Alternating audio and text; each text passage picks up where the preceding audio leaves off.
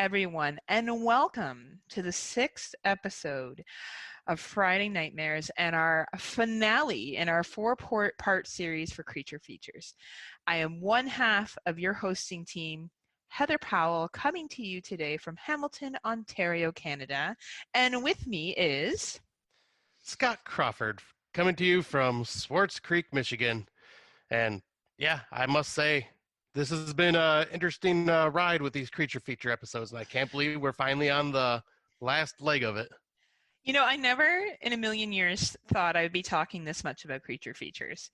And Right? We did a trivia night with our boss last week, and Jerry asked directly if one of the reasons why we expanded it to 4 episodes was because of him, and I said yes. Yes, it was. Yep. Jerry. Because Jerry said to us, well, you know, that's a lot to do in one episode. And well, we listen to our boss when our boss tells us things. So, especially when they make sense like that. They do make sense. And, you know, this was our breaking down of Creature Features, of course. You know, everyone may have a different perspective and stuff that they take on Creature Features, but this was ours. So thank you, everyone, for coming on the ride. Yes, this has been a lot of fun. A lot of the research we have done for this has been very fascinating to find out about a lot of these films. I mean, obviously, like we were saying, like we haven't there's so much that we missed when we were talking about this, but there's just so much to cover. It's hard to really fit it all in. Like we could go on and on and on and on, but like the way we broke this down into the different parts, I think is the best way that we could have done it. I think so too. And you know, it's funny, we didn't talk about one of my favorite creature films, and I'm just going to mention it now, which is Jeepers Creepers. And I know about the director, I understand, but I loved that film when it came out. I really did. I thought it was really cool. I thought it was suspenseful. Some of the special effects don't hold up today. And obviously many other issues with today, but I really loved Jeepers Creepers when it first released. And we haven't talked about that, and we won't be. So I just mentioned it now. Yeah, well, I almost added it to my research stuff because it does fit into our topic of monsters. Mm-hmm, mm-hmm. But I figured, I'm like, that one's just kind of a touchy subject, so I'll just avoid that one. It is, and for good reason, and for very good reason, right? But if I just go back and think of Justin Long and the other characters in there and the creature, and I remove the director from it, I have fond memories. But of course, you know, due to what we now know, obviously there's a lot of inappropriateness that occurred and things that were just wrong, and it is what it is. But the concept of the creeper, I think, is a really cool idea. Oh, absolutely. And that actually, just because you brought it up, this was my very first time ever going to a theater by myself, was going to see Jeepers Creepers on the big screen. You know, I've never been to a theater alone yet. You have not? No. Wow, no. Yeah. That just goes to show how lonely I am then. No, not at all. I think a lot of people go see movies by themselves. Venom goes and see Venom from No More Room in Hell, Fresh Cuts, and I don't know, any other podcast that's on the Horrorphilia Network, goes to see movies by himself all the time. I just think it takes a lot of confidence. And I've been thinking of doing it, and I was going to start, and then COVID happened, and that was not happening. And speaking of COVID, this would have been the weekend we would have finally got back together to record in person, and we would have been talking about our wonderful experiences at Motor City Nightmares. It's true. Dang it. Yeah, it's sad. You know, and it's a beautiful weather for both of us. We live 3 hours apart, right? So, like, our weather's generally speaking close to the same. Well, besides earlier this week when it was snowing like crazy over here. Yes, but you know what? That could be the same here. It could be snowing up in Sudbury, which is 5 hours away, and you know, but generally speaking, we're not going to have stuff that's too crazy. But yeah, it's been sad, but I wore my necklace. I'm going to post a picture to our page in a bit, as well as my Kill the Class tank top, because that's what I would have been wearing if we had gone to Motor City Nightmares. So, you know, if you can't be there, at least dress the part, I guess. Right. And hey, we're still hanging out. That's true. We are still hanging out. And we're still recording, which we would have been doing. And we're still recording, and we've learned how to do it online, which I think is really awesome. But I guess we should get into the movies, because we've been watching a lot with not leaving the house. Yeah, I'll say, like, and plus, you know, watching while we're working and stuff like that too. Well, absolutely. And I work from home right now, so it's really easy for me to have a movie on the background, unless of course I'm in a meeting or something like that. Let me tell you, it's hilarious watching people use Zoom for the first time, right? They're like, oh, hello? I can imagine. Can you see me? Can you see me? Wait, is my mic on?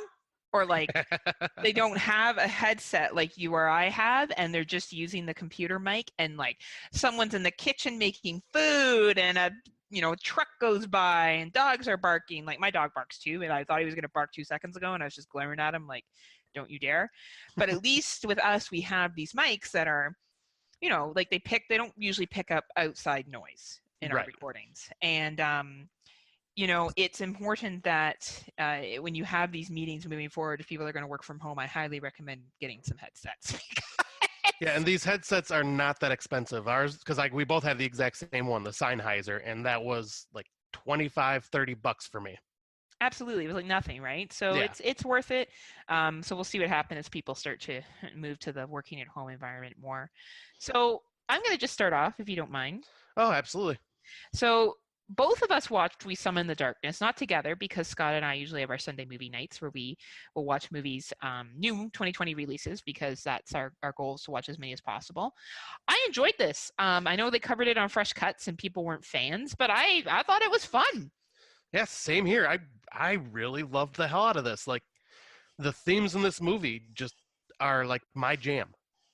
Like, yeah, the whole heavy metal theme, the satanic theme, and the play on religions, and like the twist that we see coming, but I still like that twist, and then like the other twist they reveal, and it just, yeah, and it was just a lot of fun. Like, I went in expecting just to have fun with this movie, and that's exactly what I got. absolutely. This movie was a lot of fun, and I really enjoyed it. I liked the three young ladies that were in it. I like the gentlemen that were in it, and we won't go too much into the plot because obviously we want to be careful about spoilers, but I can see why people wouldn't have enjoyed it. I think you have to go in there with knowing it's a horror comedy. Like, it really was a horror comedy, and Yeah. I don't think, the kills aren't over the top or anything like that. I just enjoyed it. I thought the plot moved. I thought there was funny parts to it. I enjoyed the acting and the interaction of the characters, and that's what did it in for me. Yeah, same here. Like, this is in my top 10 right now because I had so much fun with it. Yeah, same with mine. Yeah. And it's like, we all do our top 10s differently and stuff like that. For some people will do it just because, okay, this film was a masterpiece because of the way it was made, acted, blah, blah, blah. When I do mine, it's all about how I enjoyed it. Does it have an impact on me one way or another, and will it leave a lasting impression? At this moment, We Summon the Darkness does exactly that. Well, and I think I've watched 42 new watches for 2020, and I've seen some real duds. And I'm not trying to say, because I've seen these worst movies, this one was so good. It just connected with me. I agree. I think you've summed it up perfectly, Scott. Yeah, because I'm at 40 first-time watches, or not first-time, but 40 2020 watches right now. Like, I'm a couple behind, but I'll just have time to catch up at one point. But yeah, for sure. But yeah, you and I have seen our fair share of amazing films and not so amazing films on the so far, but but yeah, this one, there's a reason it's in my top 10. Like, I'll get into that more if it stays there by the end of the year when we do our top 10 list. But yeah, I guess we can jump on into the next 2020 watch. We did this one last Sunday. Yeah, just like last Sunday that just passed. Yeah. Yeah, so that was Vivarium. Gosh, I love this movie. Yeah, this movie was a real trip to watch. Like, it was bizarre, but like the commentary behind it is really fascinating. I want to be careful with what words I choose because we're hopefully going to be on Fresh Cuts talking about this movie. Right. And I have lots to say, but I will just say, if you are somebody in your 20s or 30s or 40s and you feel suffocated by the expectations of society, cultural norms in North America anyway, the idea of family, kids, good job, and really this movie takes a hard, honest look at that and the life cycle.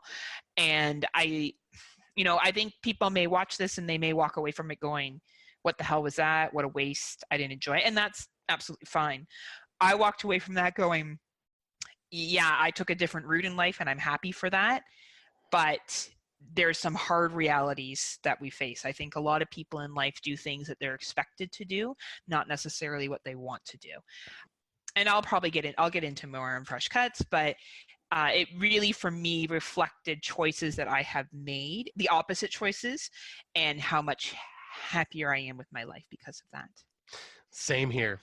Like, Because I know you and I both pretty much had getting the exact same feelings and vibes from this film and like what it was trying to say.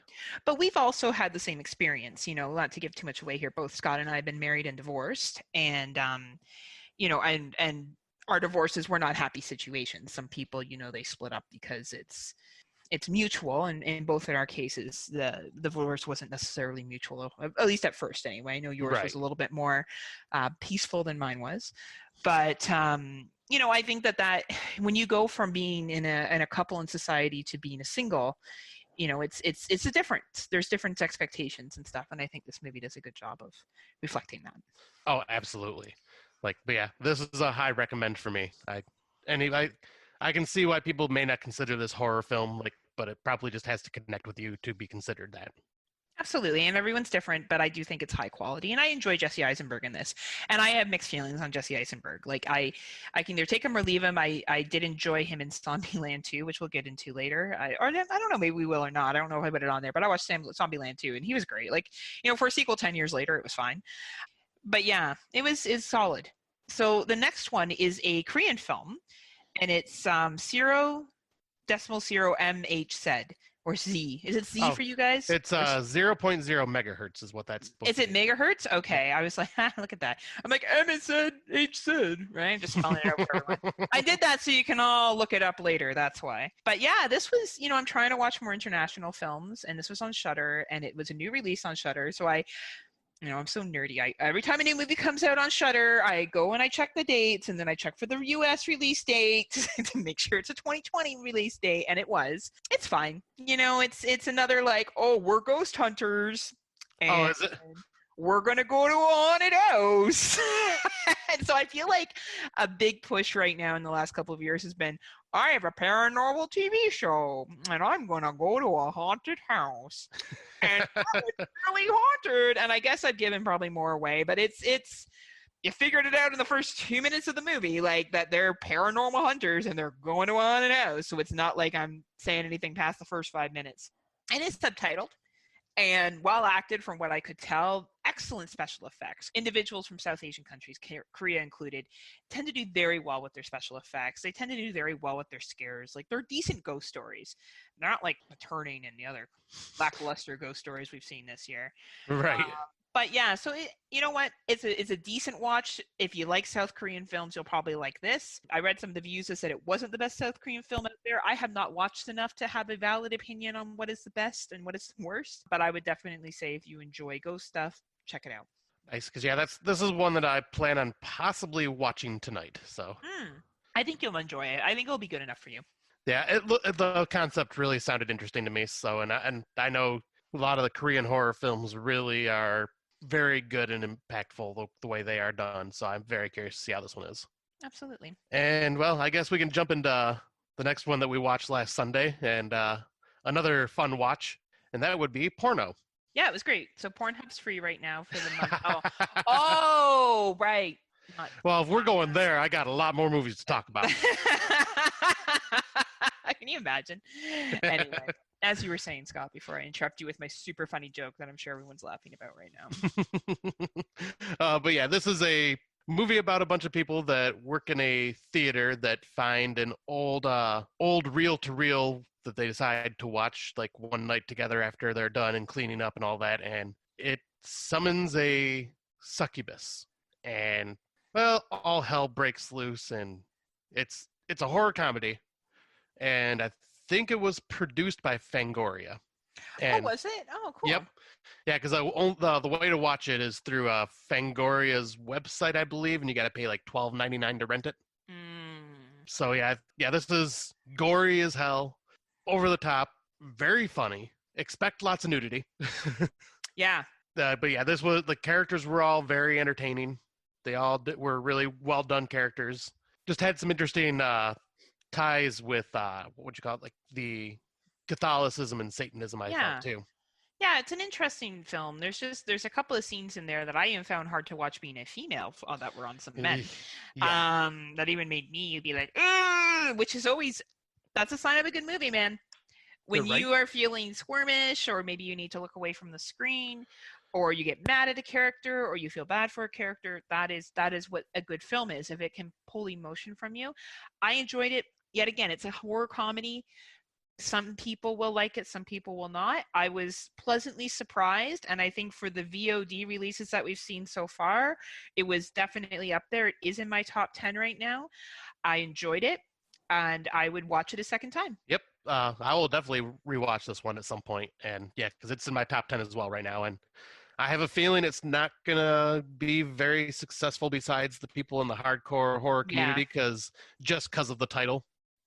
Yeah, and I think that, like, I have some friends that I might refer to watch it, but would I refer it to your, like, mainstream horror fan? Probably not. No, probably not. Right? Maybe I would refer it more to people like Zach and, like Zach and Mary or Mindy, whatever, make a porno. Like, I think, like, not that because there's, that's called make a porno or anything like that. I just think the humor's similar. Yeah. So I liked it. I enjoyed it. I like the horror comedies that have come out so far this year. I find them funny, and that's all that matters to me. Yep, exactly. I mean, comedy is subjective, so each person will find something funny that the other might not. But yeah, this one hit for me, and like horror comedies for me are kind of back and forth, and like this one is one that I definitely got a kick out of. That's awesome. Oh, so I guess I'll go next. Dark Light. Meh. I was gonna say, you sound so excited. Dark Light. I listened to the fresh cuts on this. They did a great job, and it's a decent enough movie. I would put it up there along the lines of Room. Now, some people really loved Room, and I think Room is a solid film. Absolutely. It's not in my top 10 right now. Doesn't mean I don't enjoy it. There was just certain parts of it that drug for me. So that's why I didn't move all the way into my top 10. And because I'm watching more and more movies now, I'm finding it's harder to be more specific. So outside of my top 10, I find that I have movies that I'm like, oh man, this was solidly good. I just like this better. Yeah. Dark Light is definitely a good movie. It's well made. The acting's okay. The sheriff that's in it. Do you remember, I forget which Scary Movie it was, maybe Scary Movie 3. And they're making fun of signs, and there's the sheriff that comes out to the farm, and the sheriff's hat gets bigger and bigger and bigger. Oh yeah. The sheriff's acting reminded me of that sheriff. Oh no. Okay, I was waiting for them to start making fun of like Charlie Sheen to show up and it be like Scary Movie 3. Decent enough film. It's on, where did I watch it? Netflix. Probably Netflix Canada. So, for a free watch, 90 minutes, it's short, it's sweet, it's paced well. I think you won't be disappointed if you're looking for something to watch right now. Nice. Yeah, because this is one that I also plan on trying to knock out in the next couple of days, just because I've heard it was just decent. Like I'm all about watching anything decent. As long as the people aren't saying it's bad, I'll watch it. Yeah, I think if you're looking to add something to your top 20, I don't know, maybe you'll like it a lot more than I did. You may. Like, right. It's not a bad movie. Definitely, like, it's no Jessica Forever. Let me tell you that much. It's no Jessica Forever. So, I think that you will enjoy it. I think those who liked Room or other things like that may enjoy it more, but I could be completely wrong on that. It's worth the watch. Do I think it's top 10 material? No, but enjoyable enough. Nice. Yeah, I'll definitely have to come back with my thoughts on both 0.0 megahertz and Dark Light next episode. But yeah, I'll move on to the one 2021 that I watched that I don't think you've seen. No, I haven't. But I'm going to talk about Uncorked Entertainment's film, the one that we actually brought this trailer up on our very first episode, and that was Dead Sound. I love Uncorked. They're a very interesting company. They really are, man. Like, I feel like they give people a start.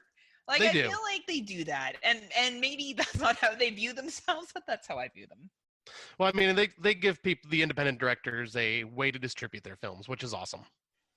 And yeah, this is just a indie film that's about a group of people that are going to a party on an island, and they end up missing their boat, so they start kind of walking around the town trying to find a way to get to that island. And they find this guy who says they talk him into taking them by paying a couple $100s to go.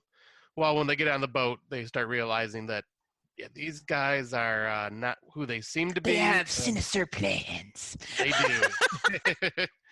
And it's basically just survival on a boat.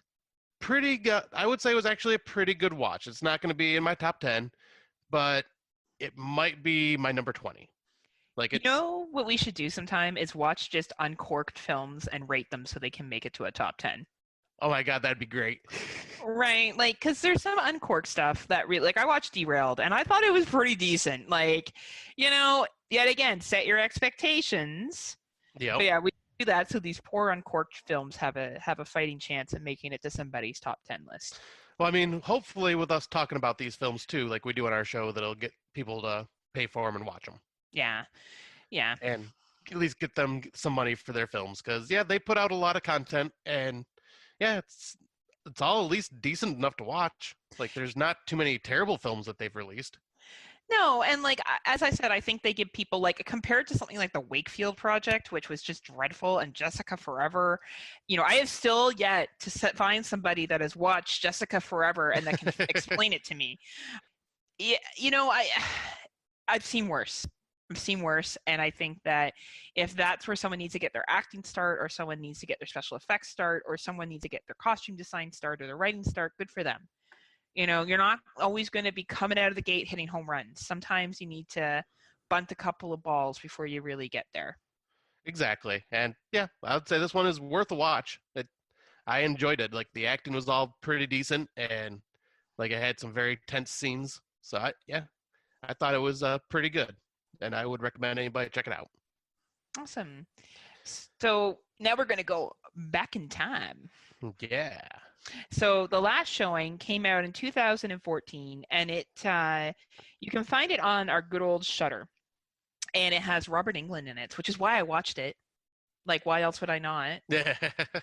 Friday Nightmares. The nightmares part is me, guys. So this was a cool concept. He is a projectionist in a movie theater, and this couple comes in for a midnight showing, and he decides to create a horror movie. Obviously, this couple does not consent to it, but he just creates one anyway. And it's a modern day theater, so it's not like Nightmare Cinema where it's like this old crappy theater and people are like, let's just wander into it. Like, Right. Which, that was the part of the movie that made no sense. You're like just walking down the street and you're like, oh man, a shitty theater that's run down. I'm gonna go check that out, right? Probably. I don't know. I might have been one of those people. So Scott would go in, and I'd be like, I don't think that's a good idea. I want to die. So this was good because it was a modern day theater, right? So, and I believe it's filmed in Britain because everyone has English accents. So I don't know. Maybe I'm just making that assumption. It wasn't. I didn't look that deep into it, but it's a good little watch, an hour and a half long, and a cool concept. Nice. Yeah, because I've seen that, because you told me you watched it, and I plan on at least checking it out at some point. Like, pretty much, like, I think both of us, I just listen to whatever we watch, like the older films, and we just add them to a list. Oh, we do. Oh, yeah, we'll eventually get to them. Yeah, for sure. Just because we both like to hear each other's thoughts on films. Well, we have similar opinions, too. Like, we have similar taste on stuff. So, if you and I, and we like horror a lot, right? So I listen to podcasts, I listen to you, and I sort out from there. Like, I'm still working through the Exploding Heads Top 100 that I haven't seen. Yep, and that's been kind of what I've been doing too, a little bit. Yeah, like, they had some really great suggestions, and I'm actually going to talk about them later in the what we've been listening to as a surprise. It's not in the notes. We're going to go off script a little bit. But yeah, it's been great. So yeah, we share back and forth. So I would definitely say check this out if you got the time. Nice. And well, I guess I will jump into one of the ones that I watched that was a bit of an older film. And I'm going to start with one of the ones that was on the top 100 list, and that is The Battery. This is the same guy that directed After Midnight. So, really? Okay, yeah, cool. So I was very curious because Mark Nato had brought that up to me, like, after I'd highly went on my spiel about After Midnight and told me, you need to see The Battery. So I ended up watching it. Well, the boyfriend from After Midnight is the main character in this one as well. Oh, cool.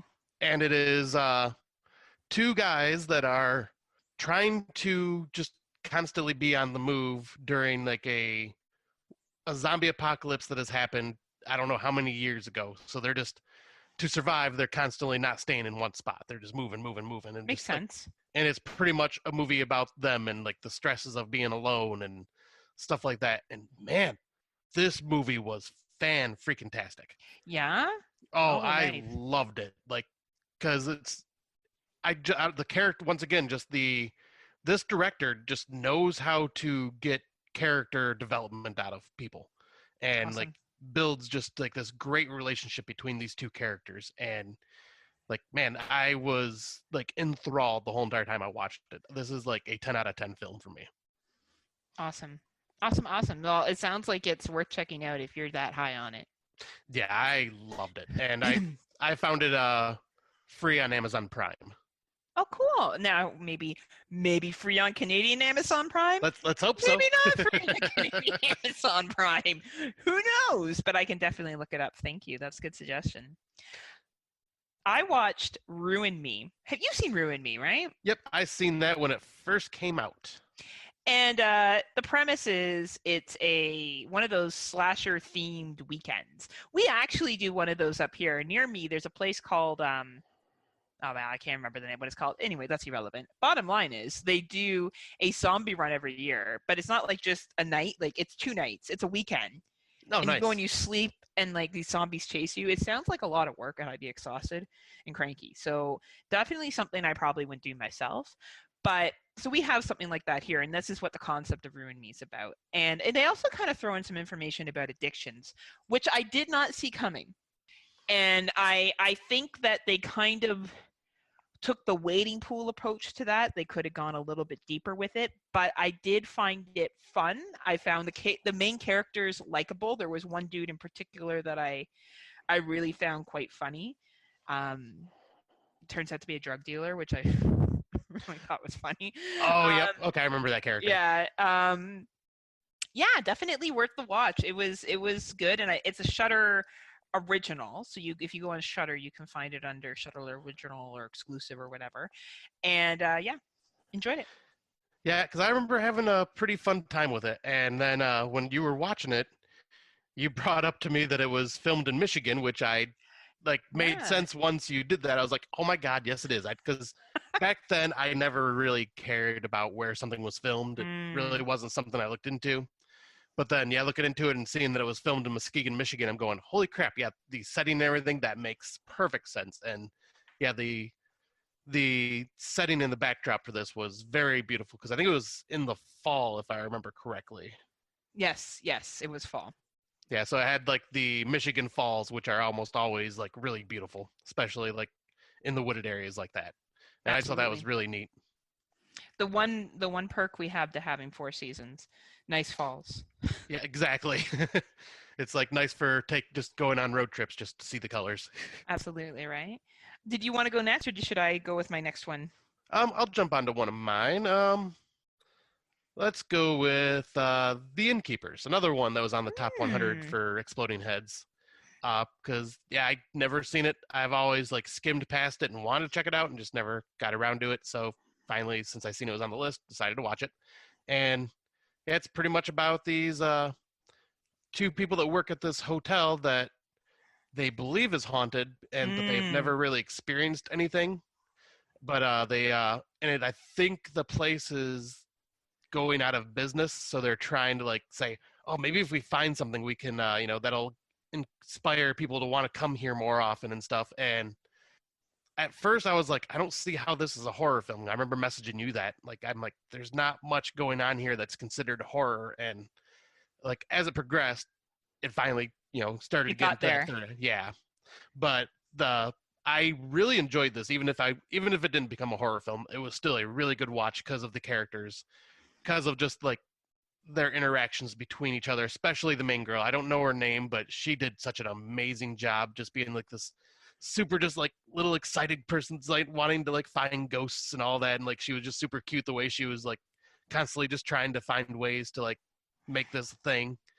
But yeah, this is a very well done film. And once the horror starts happening, it gets pretty spooky. Nice. I know Watson and Dave C covered it on the Watsy party. Oh, and they probably did a fantastic job. Yeah, and usually like when they cover movies, they're usually very good movies. Like, I first heard about them talk about Starry Eyes, and when I watched it, I was very, very impressed. Really enjoyed that film a lot, actually. So, yeah, I can believe it. It sounds like it's solid. I'll have to check it out. Yep, this is another one that I highly recommend. Like I've been hitting some good ones, thanks to that list. Awesome, awesome, awesome. I watched Summer of '84 Nice. about a week ago, I guess, and it's interesting because we chatted about it, Hmm. and the reviews online I read was one of the best films of 2018. And it's filmed in, or the best horror film of 2018, actually, is what it said. And it was filmed in Vancouver, beautiful Vancouver, British Columbia. And it's made its way around some film festivals and stuff too. Yeah, it's okay. It was a little. Remember the '80s. Oh, it Remember. so was. Look at my hairstyle. It's the '80s. We're all gonna go bowling. It's the '80s. Yeah, '80s. I did find the acting was very solid with the Yep. kids and the adults. It, good ending. Um, Very dark. very dark. I can see how some people would find it slow. I don't think it was the best horror film of 2018. I think that's a pretty heavy title to give any film, let alone that film. But I did enjoy it. But do I think it was worth all the hype? No. But it was decent. It was well paced for me. The acting was good.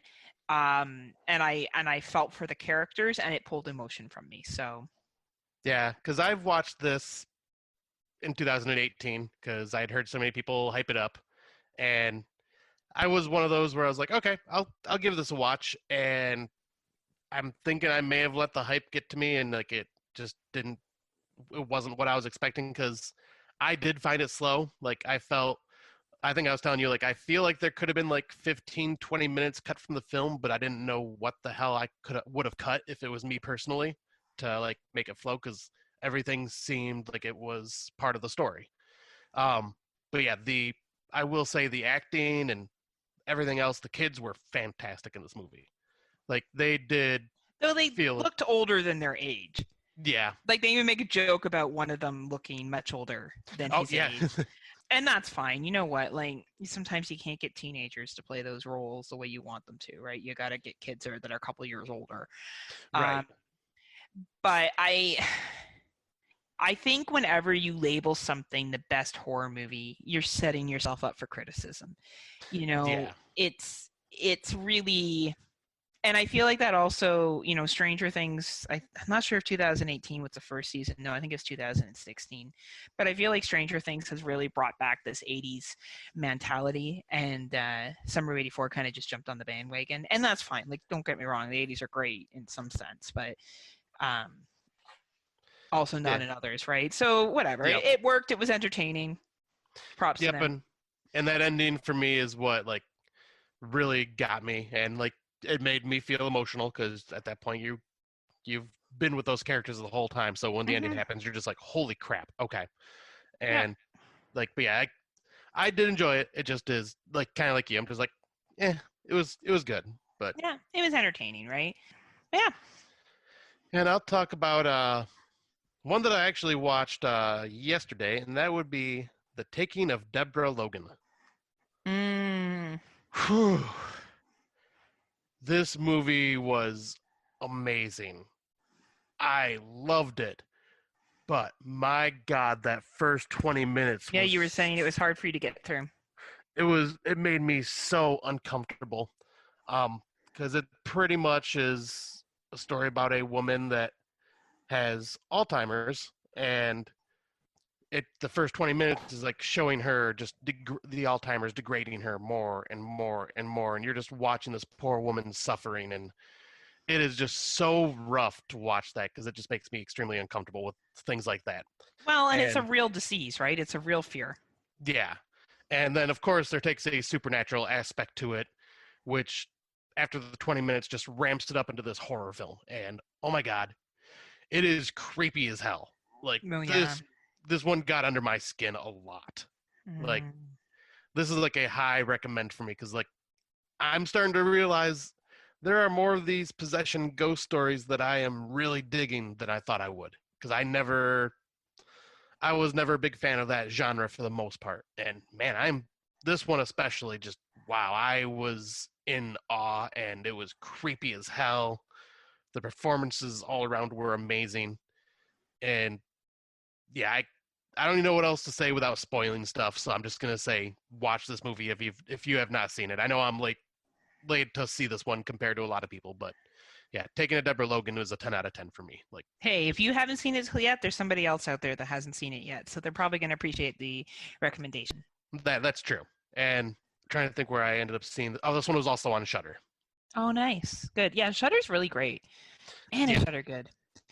I'm going to clump these together, so and we can just talk about them as a group because they're film festival films.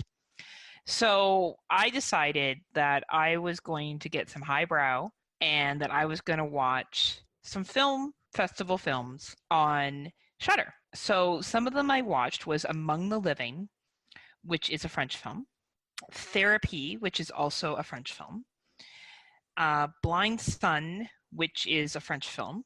I believe it's French. I thought that was Greek. It was filmed in Greece, but I think they were speaking French. It's subtitled. The Shrew's Nest, which is a Spanish film, and then Downrange. So you can find all of these on Shudder Canada, and I'm assuming Shudder the States too, because they're Shudder exclusives.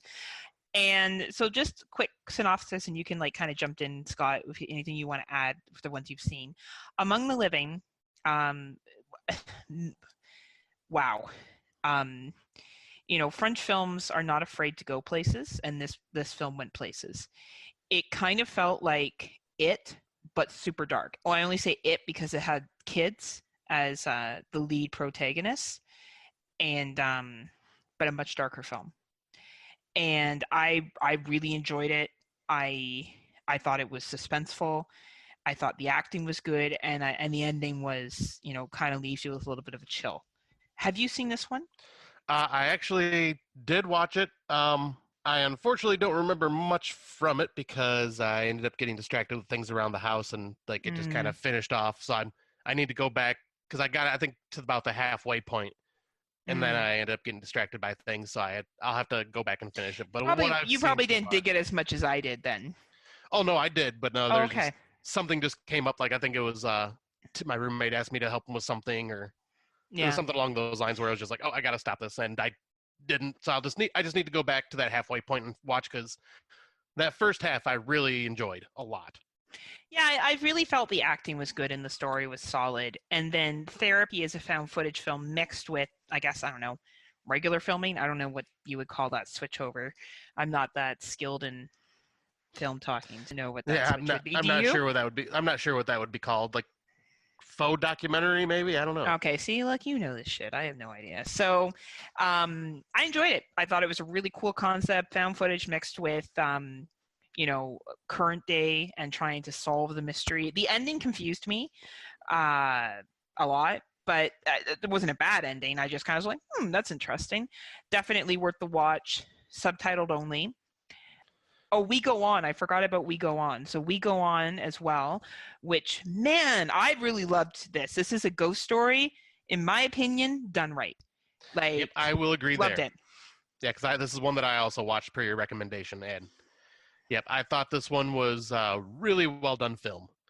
Like, I'm trying to remember because I think I gave it like an 8 out of 10, and I forget what the reasoning was now. I've watched so many films, it's all starting to blend together at this point. Yeah, they all do come together. I gave this a 10 out of 10, and if I had done my top 100, these films would have been on there.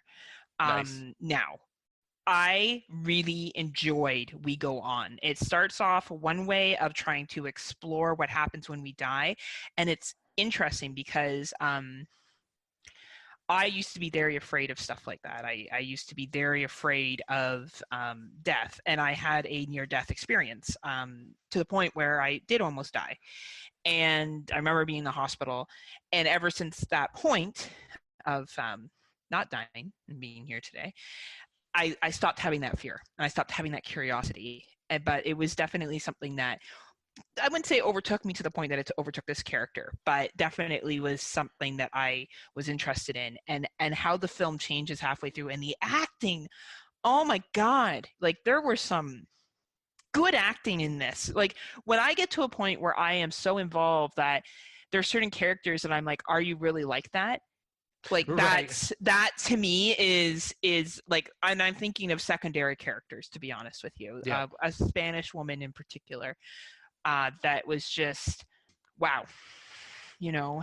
And Blind Son, this is more of a political one. I could see a lot of people not liking it. It's about an immigrant in Greece and talks about issues within Europe with immigration and stuff like that. And it's a hot summer, like a very, very hot summer. And this gentleman is house sitting, and he's kind of battling his own demons and heat and prejudice and racism, and you kind of don't know what's real and what's not. It is a movie that you cannot be doing other things with while watching. You need to sit down and just watch it, because if you don't, you're not going to get it. Yep. I was like, this is one that I'm going to be checking out at some point because it seems like a very interesting concept. It is. And, you know, I think you really got to like political movies. You really got to be like, I'm interested in this. I do understand the struggle that immigrants would be having, you know, and it's really exploiting that. So I think that you really got to like that part. So it may not be for everybody, but I did enjoy it. The acting, yet again, was phenomenal. Shrewd's Nest. Oh, yeah. Whoo, boy, this was a good movie. This would have been in my top 10 of the 2000s if I Yep. had watched this before. So good. I I I love the mixture of different concepts within this movie. I love the fact that it's in the 50s. The acting. This could have been a stage play. And when something Yes. is a stage play, I love live theater. And when you can bring something to life on the stage, that's the showing of a good actor and actress. Um, and this is something that could be done on a stage play, on a stage and a theatrical production, and would be fucking phenomenal. Like I use the word fucking specifically because it would be so good. Yeah. I cannot And suggest this movie enough. yeah, I never thought of it that way, but yeah, this totally could be a like theater production. Like this was really, really freaking good. Like because this is one that I remember you were just going, oh my God, Scott, you need to watch this. And I was like, okay. And I ended up watching half of it, and then I had to record an episode of something, so I ended up watching the last half of it today before we recorded. And man, like everything about this movie just works. Like Mm-hmm. the characters are all really good. Like the performances all around are really Oh my good. God, the acting by the two female leads and the Yes. gentleman. Like I just, and then the side character that's there, the older gentleman, and then the twist. I saw half of the twist coming, and then I was like, oh my God, oh my God. And I put it all together, and I was like, oh my God. Like it was like a total like, it is a movie that I now put on a pedestal, because I just think that it really hit with some issues, and the acting in it was so solid, and it created a sense of anxiety and dread without being over the top, gory, and violent. So with this movie, I definitely recommend you need to be focused. It's I think for females they may enjoy it a little bit more, but I loved it. Absolutely phenomenal. Yep. I 100% agree. This was a amazing, amazing movie. And I think the final one that I'm going to talk about that was because I don't think the other one that's on here that we both watched was a film festival one, is Downrange. And Oh yeah. Downrange was shown at TIFF, and which is the Toronto International Film Festival for Ooh, Miss anyone who's Fancy not Pants. aware. Let's see if it happens this year. Hashtag COVID. Um, yeah, great movie. You know, simple concept, out of the cannon within the first 10 minutes. You're not looking at a lot of plot development, not a lot of character development, but I really don't think it's needed for this film. No, this is basically like a modern day slasher. Yep. Yep. I think that's the best way to describe it. It is action packed from the beginning to the end. Um, The acting is decent. I really thought the characters did a good job. I believed them. I believed the situation they were in. I believed their reactions. Some were stronger than others, but Yeah. Generally speaking, they were all good. And there's a lot of gore. You like Oh gore, you yeah. like blood, you like shit balls to the walls, you're gonna like this film. Yeah, absolutely. Like this one was yeah, pretty much just nonstop. Yeah. And yeah, extremely violent. I was like, you were telling me like, oh yeah, this is gory. I'm going, okay. And I'm like, whoa, I did not expect this type of level of gore, No, no, especially for the type of weapon the killer was using. yeah, it's a really interesting film. So, recommend. All these are on Shudder. They are on Shudder Canada. They are on Shudder United States. I don't know if they're on Shudder Australia and UK, but hopefully they are, because they're Right. exclusive. They're exclusive to Shudder, and they're international films. I think, except for Downrange. Downrange was in English, and so was We Go On. Yep. But yeah, man, like other countries, my little Heather sheltered world, I didn't know a lot about international film until recently. I saw the popular ones and stuff like that, but man, blowing my mind. Yep. Because I'll say I'm kind of just trying to watch a lot more of these international films. Like maybe not like doing what you're doing with the film festival stuff, unless you recommend them to me. But like I'm just trying to watch more international stuff because yeah, I just when it comes to subtitled films, a lot of the time with me it's okay, I need to make sure I'm focusing on this because I need to read, need to watch this. I have no problem with it. Just need to make sure I'm not distracted. Which obviously got distracted during Among the Living, and now I need to go back and rewatch that because of that. That's the problem with subtitles, right? You got to be paying attention. If not, it's very, very, very difficult. And Yeah, but yeah, I guess I'll talk about another one of the films I ended up watching. Well, actually, this one I think we both watched, Lake Bodom, which is a Finnish horror film that is on yeah, Shudder. And yeah, I loved this movie. Like this one was another one where it had this twist that I got completely blindsided by. Like, and then other twist happens and got blindsided by that. Like this was just a really, really well done film that it's about a group of people that go camping where these murders happened. And I'm not sure if they're trying to see if they can. Oh, I think they were trying to solve the murders, is what they were trying to yes. do.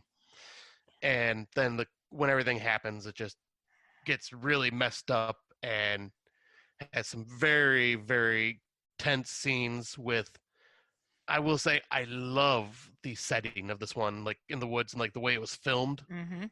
like Mhm. the lighting in the woods, like during the Mhm. nighttime, it looked very artistic. Mhm. Mhm. But yeah, I highly recommend this one as well, and it is also on Shudder. Like, what did you think of this one?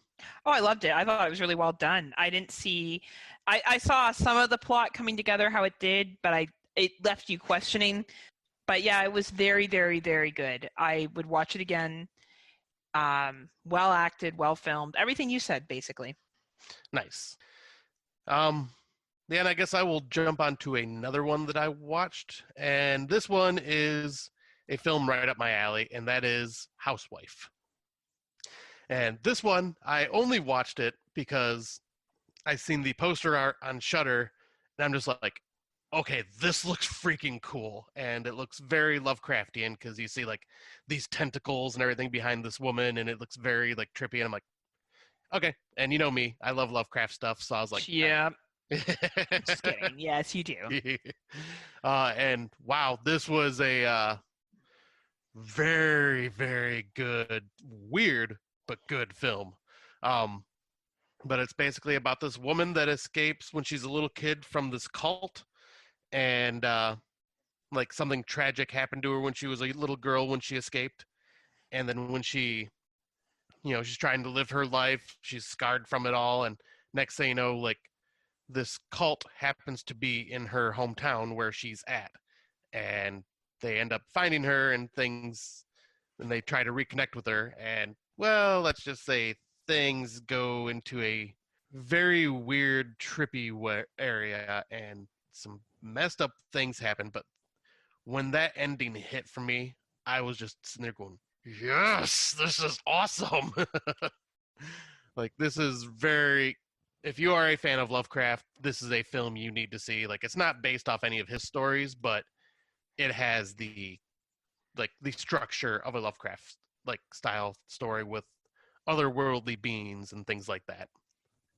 See, I don't know if I will watch this because I don't love Lovecraft stuff. But Yeah, and this is one that I think that you might like.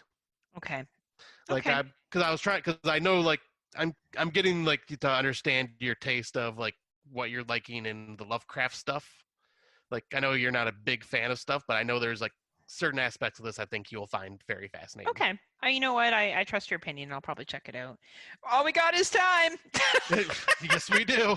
uh, And you don't have any left on this list, do you? I just have one nope. more. Nope. Okay.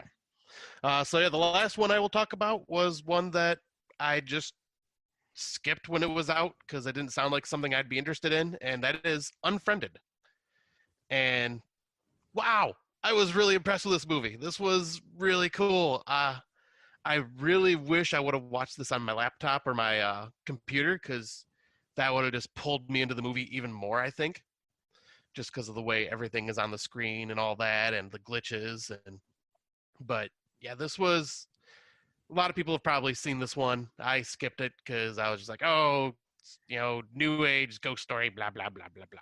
Well, I will admit I was wrong and a fool for skipping it when I did. I should have watched this way sooner because this movie was awesome and had some really creepy moments to it. But yeah, I don't really need to go much into it because like everybody's probably seen this. So I love this film. I think it really plays on social media today and cultural norms of today. yeah. And I was talking about this on another podcast. People sometimes give attitude to these films. They give attitude to Unfriended. They give attitude to Truth or Dare. They give attitude to Countdown. Because for some reason they have decided that, they passed that stage in horror, and maybe they never were at that stage in horror. But we love Final Destination. Some people love I Still Know What You Did Last Summer, or Urban Legends and Urban Legends 2. I have a huge fan of Urban Legends 2 because my girlfriends went to the school that it was filmed at, and we would watch the film and then walk around the set, which was their school, at night. Let me tell you, it was creepy. That is actually pretty awesome. Yeah, it was pretty cool. I actually just watched Crimson Peak yesterday, and parts of that were filmed at Casa Loma in Toronto, and I recognized it. Nice. And wasn't that castle built for that movie? No. Casa Loma was, long history to Casa Loma. Casa Loma was built a long, long time ago and was meant to be a castle-like. It's the biggest thing we have in Canada that could be considered a castle. It's not a real castle, but a lot of movies have been filmed there. But The Pacifier has been filmed there, many, many films. But there's particular scenes that are used, like the ballroom and the stairs were filmed at Casa Loma, and some of the rooms and stuff like that. And I've been on those stairs. Like, I've been there, and I was like, oh my God, I was there. Oh my God, I was there. So, anyway, that was a big side rant to what I want to get back to with Unfriended. We need these films to get younger people into horror. Okay, like, I get it that we all want to think that young people are going to wake up one day and be like, let's watch The Thing. Okay, but they may not. Yeah. And that's okay. That is a developed taste. Like, when I watched Gretel and Hansel and I pulled from it what I pulled from it, I never would have done that at 15 years old. I never would have sat there and thought about the female identity and how females are taught and stuff like that. I never would have pulled that away at 15. No way. I'm doing that now as a 37-year-old female. And I think we need to just chill out as horror fans sometimes and appreciate these films for what they are. Sorry, go ahead. They all have a lot of these films have, because I've been watching a lot of them now because I was one of those types of horror fans for a while. And I will admit these are some great stories, and they are a perfect time capsule for that generation. Like, with the technology and everything, like, a lot of people in that generation can relate to this stuff. Absolutely. It's like how we can watch Final Destination and get warm and fuzzies. Yeah, exactly. Or Scream and get warm and fuzzies. And, not to say that those movies aren't liked by the modern day generation. Obviously they are. But I think sometimes us horror fans get on our high horses of, well, I didn't like that movie. Why was it made? Well, did you ever think that maybe it wasn't made just for you? That Right. maybe it was made to attract a different audience into the genre, because the last thing we need is more people buying horror movies. The last thing we need is more people going to conventions. I don't think so. We need people doing those things so we can get the better films, because the more people you get involved in entry level horror, which may be the Unfriended, the Countdowns, Truth or Dare, Fantasy Island, whatever, you're going to have some people that will just stay there, and you know what, that's fine. Blumhouse will Yep. make money, or whoever will make money off of that, and that's fine. But then you're going to have others that will go, I like this, what's more? What else Yeah. can I watch? And not everybody has some big brother, big sister horror fan that's going to come around and start showing them stuff. I was on a lonely Heather Island of liking horror as much as I liked it, and was made to feel really bad and made fun of and teased and stuff for how much I liked it until I met this online community. So I think we need to just chill out sometimes as horror fans and just go, okay, this may not be for me, but maybe this is to get someone into the genre, and that's okay. Yep. Exactly. I completely agree with that because yeah, these the people that get raised on the horror films nowadays will like some of them will be our new age directors that we will be getting down the road because they were influenced by films like this. Or they'll buy stuff. We Yeah. need people to buy things to go to movies for more movies to be made. Yep. And I think that sometimes we get so caught up in our own, well, I didn't like it. Well, it's not just for you. Right. Exactly. Like, there's enough out there that you can pick what you like or don't like. And there's some things that are made as basic bitch films to bring in the basic bitches that may turn into more serious horror fans or not. And that's okay. Either way, those films are doing what they're supposed to be doing.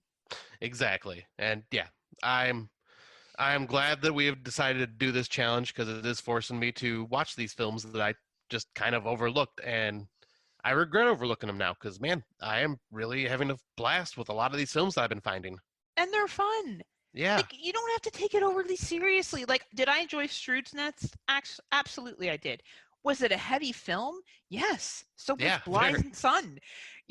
So is a bunch of other films that are out there. And sometimes you just want to turn your brain off, relax, and watch something. Go in with realistic expectations, look at who it's geared towards, and accept that. Yep. Exactly. And yes, so that is our extensive list of what we've been watching. Because these lists are going to continue to be large while we're still in quarantine. Because what else do we have to do? But it'll give us some good stuff to talk about and introduce us some new films. Well, and hopefully we get other people to look at these too, right? We're all at Yeah. home right now, so hopefully other people will watch them. Oh, absolutely. But our next topic will be the what we've been listening to. And Heather, it looks like yours is on the list for first. Why don't Yes, you it go ahead? is. So one of the podcasts that I started listening to long before I even knew Mr. Crostard existed on this planet. Crostard. Crawford, sorry. Before I met Scott, I used to listen to this podcast called Otis Jennings' Scary Stories to Tell in the Dark. And it's this gentleman who is a storyteller. And he reads scary stories that either have been submitted to him through independent authors, obviously they get a commission for it, or ones from the Scary Story series. And he is an incredible narrator. His voice is so calming. I listen to it usually when I'm doing housework. And there's one story in particular that I listen to, and it talks about basically a young child that's a ghost, and another child can see this ghost, and they become friends, and then some weird stuff goes down. And the way that they describe it is just incredible. And it has over 4,000 followers. Like, it's a pretty popular podcast, or more than that, actually. I think it's like close to 40,000 followers. And they are sponsored through Shudder, because they do ads for Shudder and stuff throughout it, and they do have a Nice. Patreon as well. But yeah, I totally recommend listening to it. We'll include it if you enjoy storytelling and you like hearing about short stories and supporting independent authors by listening to this. I would definitely recommend it. The other shout out I wanted to give, since we're talking about Patreon, is to Exploding Heads. Have you listened to their episodes since they've gone Patreon, Scott? Not yet. I have yeah. I have I think there's two, I think the third one just came out, so I have them Yeah. downloaded. I've been having a hard time fitting in podcasts lately. So I've been trying to do it on the weekends, and well, I'm hoping to listen to one of them while I go on my walk today. Excellent. So I, if you, so Exploding Heads had 100 episodes free on the Horophilia Network. And I became a Patreon. I love them. I love their episodes, but it wasn't just for them. It was to support them, also to support my brother Christian, who's also Canadian. He's not my real brother. I just call everyone my brothers and sisters because, like, I don't know. I think I'm like a preacher or something. But anyway, um, since they have gone Patreon, they are a much more relaxed podcast and they are killing it. So the reason why I want to bring this up is because I know they had a lot of followers beforehand, and obviously they've had some people transfer over to being Patreon and people that haven't. If you were a fan of Exploding Heads, it is worth the $4 a month to listen to their podcast. I greatly enjoy them. I always enjoyed them before, but now they're really going above and beyond for their patrons. They're really trying to give you the best bang for their buck. The episodes are coming out hard and fast, which is why Scott can barely keep up with them. Yep. And they are really giving back to their patrons. They have a Patreon only Facebook group, which they're very engaged with. And I think if you're a fan of their show and you really like their show, it's a small price to pay. It's a latte. It's actually cheaper than a latte from Starbucks. And I know this because I'm a basic white bitch who loves my Starbucks. So I really wanted to give that shout out to them because I really see the work and effort that they're putting into it. And really for $4 a month, like, I'm getting way more value out of it. And I think if you were an Exploding Heads fan before, you should really consider coming back onto it because it's a big move that they made. But I really think that, as I said, the quality was always there before, but I just think it's improving, and the way that they're interacting with people and engaging, it's really quite remarkable. Yeah, because I am a Patreon as well. I just have not had the chance to listen to their episodes just yet. But I will agree, like, I'm on their Facebook page quite a bit, and yeah, they are very engaging on there and are constantly just like, they are on there a lot, which is awesome. And that's what you should be doing, like, that's what you should be doing. And I think that they are setting the example. I was talking to another podcast the other day, and they're looking at doing a Patreon, not going full Patreon, but doing a Patreon. And there's people like 22 Shots that have been doing Patreon as well too. And I'm sure that people can learn a lot from how they do Patreon as well. But I think you really need to understand that you need to get back to your fans, and that's really important. It's not just about, like, oh, we'll do extra episodes or we'll release some bonus content. You have to be engaged. You have to make people feel like you care, because not everybody wants to get behind the podcasting mic, but they want to be recognized somehow, Yeah. and I think that they're doing a really good job of doing that. So I just wanted to give them a shout out because I think that should be acknowledged. And I think if you were an Exploding Heads fan before and you enjoyed it, I think it's worth your money. I really do. Yeah, but I'll say, like, even just with me being just on the Facebook page, I think that's worth the money. Yeah, absolutely. Anyway, just wanted to give them a shout out. I know Dave C listens, so that's for you, Dave. Great work. We love you, Dave. But yeah, I will jump into a podcast that I've been friends with this person on Facebook for probably about 2 years. She always just would do kind of like a mini reviews as Facebook Live videos. And then probably about, I'd say 4 or 5 months ago, her and her friend started a podcast. And it's called the Guillotine Girls Horror Podcast. The hosts are Madeline Mythos and Queen Cujo. Oh, I like that. Queen Cujo. Yeah, and they are very, very knowledgeable with their horror stuff. Awesome. Like, the episode I was listening to recently was a Clive Barker episode, so they talked Hellraiser and Nightbreed. And yeah, the knowledge that they bring to the table for these particular films was very informative. Like, I'm a huge fan of both the movies of those and the books of those. And I was still learning stuff that I never even knew about these movies. Like, they just had a lot of knowledge, and they are really good together. And they are just, they're starting off. I think they have 7 episodes right now, and they are really good. I think their most latest episode is, let me get to it real quick here. The latest episode, they did a trauma episode, and it was the Toxic Avenger and Sergeant Kabuki Men. I love it. Sergeant Kabuki Men. That's cool. And yeah, so that was like, okay, they've done about 15 episodes, my bad. But yeah, they've only been around for several months now, and I highly recommend giving them a watch or a listen. They are really well together, and you don't get too many shows where it's a female-centric show either. So I definitely think that that's something really cool and unique. Yeah, us ladies are few and far between, so. Yeah, so it's good to see more females out there for sure. But yeah, that will be the end of what we've been listening to. We're going to take a quick break real quick, and then when we get back, we will be talking our topic, monsters and things that go bump in the night.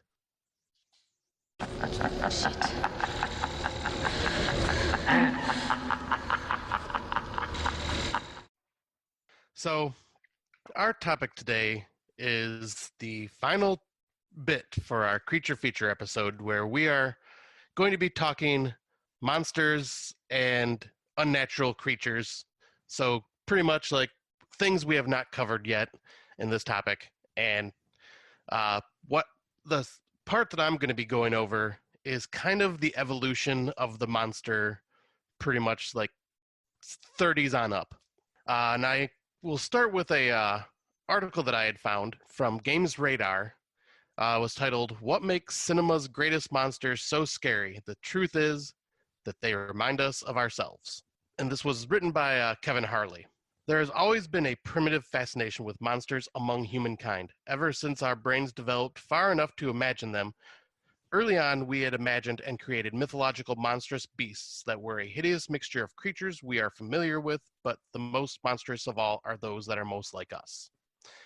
As early as the 1896, George Méliès spliced pioneering effects and myth for his menagerie of cavorting beasties in La Menore des Diables, The House of the Devil. Much like modern horror cinema, Méliès allowed us to witness true living, breathing monsters and monstrous beings through special effects in front of our very own eyes. That was kind of like the step up. Now, like, this is where monsters really became really well known, and that is in the Universal Monsters era.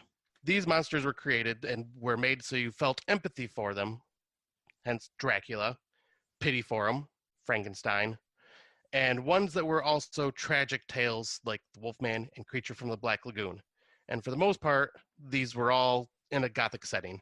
But yeah, these movies were huge milestone for Universal to nab, because Dracula, Frankenstein, all these Wolfman and the Mummy, all these creatures are iconic. Everyone knows them to this day. I don't think there's a single person out there that wouldn't recognize any of their names. You know, when I think of them, I think of Abbott and Costello, because that was the first exposure I had to them as a little Heather. Yep, same here, actually. The Abbott and Costello ones brought a lot more the comedic element to it. But, these were kind of like the basis for, the vampire, werewolves, and like the science monsters gone wrong stories that would come in the future. And, I don't want to dive too much into these, because I have a feeling we will be talking about this topic more in later episodes.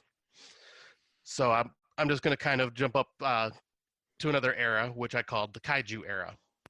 And this is where we get like the large beasts and monsters that represented natural and man-made disasters like Godzilla, Gamera, Mothra, all that stuff.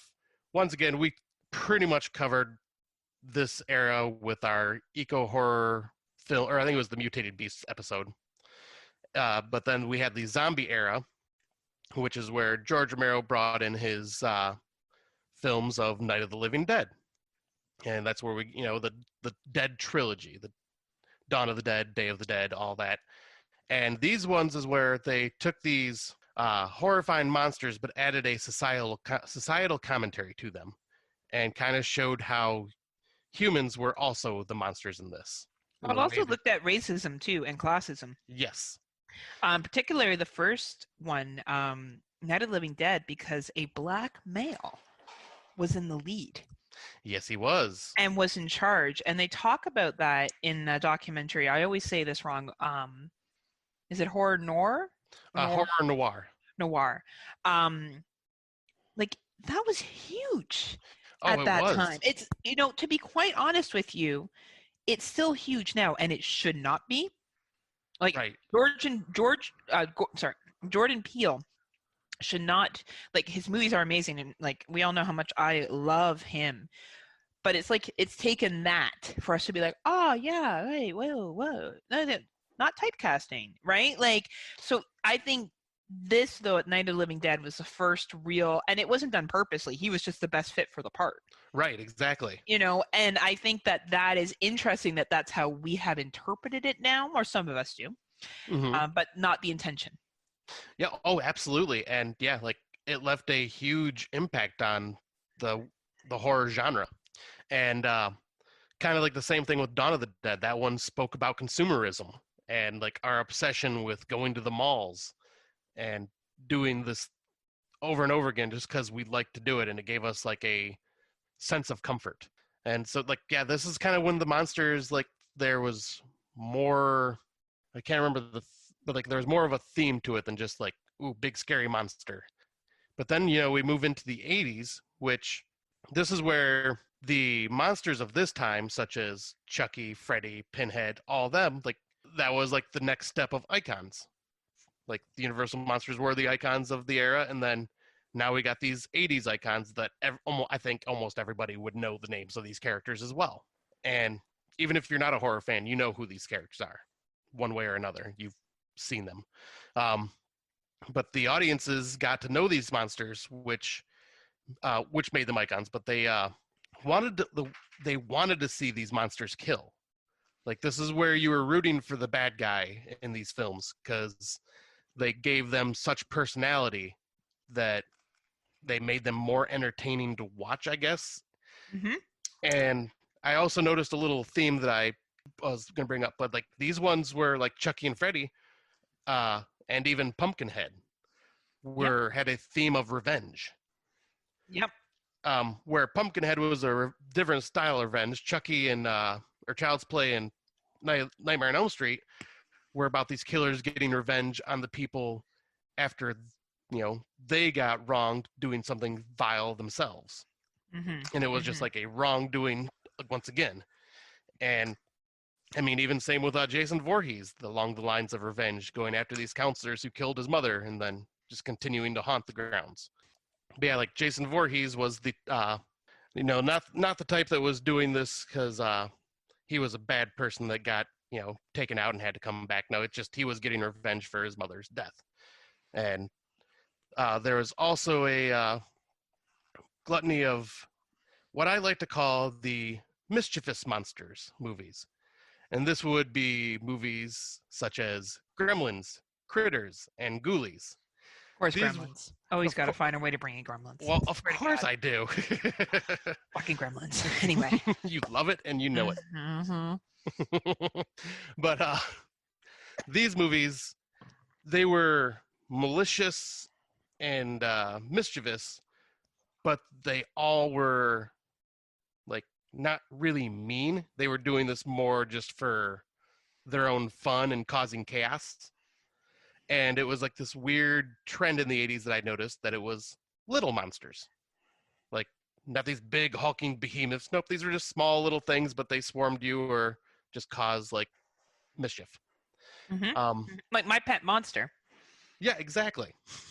And like after all that, like we ended up going into the 90s, and I didn't really find much with the monster evolution in the 90s besides one film that really stood out to me, and that would be Clive Barker's Nightbreed. Mm. And this is where Clive Barker ends up creating the story about where monsters are the good guys, based off his adaptation of his book Cabal. And I'm going to read the synopsis, but it's Aaron Boone is haunted by terrifying nightmares of a city of monsters. He goes to see a psychiatrist, Dr. Decker, for help. But what Boone doesn't know is that Decker is really a serial killer. Decker frames Boone to take the fall for his murders, and Boone is killed by the police. But Boone is brought back to life by the monsters of his dreams, the Nightbreed, who in turn join Boone in his quest to stop Decker from killing again. And this one kind of brings along like this: humans are terrified of the unknown, so we are going to eradicate them, and because we call them monsters. But yet these monsters are living in peace and not hurting anybody. It's just unfortunately these forces meet and bad things happen. And yeah, I think that's kind of where you start to see like more sympathy for a lot of these monsters moving on. And then I found another article that it kind of covers the modern aspects of monster movies, and that would be the article is called "Why We Will Always Be Obsessed with and Afraid of Monsters" by Leo Brody from the conversation.com. And these types of movies in the modern day, I would like to call the monsters from within. The monsters from within is the monster generated by our own repressed dark psychology, the other side of our otherwise bland and blameless human nature, when nondescript and seemingly harmless young men and women turn into mass murdering killers or accidentally creating a monster from their own psyche. And films that I wanted to bring up that kind of go alongside with this is movies like The Babadook. Mm-hmm. It's a single mother plagued by the violent death of her husband. She battles with her son's fear of a monster lurking in the house, but soon discovers a sinister presence all around her. It's really a metaphor for the mother's grief. Once summoned, it initially possesses the mother, leading to her becoming a monster of sorts, treating her son badly and hurting the family pet. In other words, rather than the Babadook being a real evil creature, the evil inside her is what drove her actions. But yet on the screen, it was represented by a monster. Yep. And then the next film I want to bring up that also ties with this is called The Monster, 2016, which is a divorced mother and her headstrong daughter must make an emergency late-night road trip to see the girl's father. As they drive through deserted country roads on a stormy night, they suddenly have a startling collision that leaves them shaken but not seriously hurt. Their car, however, is dead, and as they try in vain to get help, they come to realize they are not alone. A terrifying evil is lurking in the woods, intent on never letting them leave. Now, have you seen this movie, Heather? No, I haven't, but I think I've heard about it. Yeah, this one is really fascinating because it covers addiction. Yeah, I'm seeing that. Yeah. Yeah, because the mother in the movie represents the mother's addiction to drugs and how it had all but consumed her everyday life. Now she must face her inner demons, so to speak, to protect her daughter. And the way they do that is just really well done, and the monster is absolutely horrifying. And I've started to see this trend with these modern day horror films like that. Yeah, a lot of these monsters are now just like repressed psyches and just like issues that other people are having and mental illness. And just, it's funny because Mother of Monsters is like that. Yeah. Right, that we saw this year. I think both of us have it at number 1 right now in our top. Yep. For 2020 films. Yeah. But yeah, that's kind of like, I didn't get to find a lot of research on this one, but because like a lot of the research I was finding is stuff we had already covered on our previous episodes. So I figured just like this little jump of the evolution chain and just kind of seeing where monster movies are now and how I think you make a good point here about how it's become psychological now. And I sometimes find that trope annoying, depending on the film. Sometimes I really like it when they don't go down that road and it's not like, oh, it's a mental illness. It's something with the person.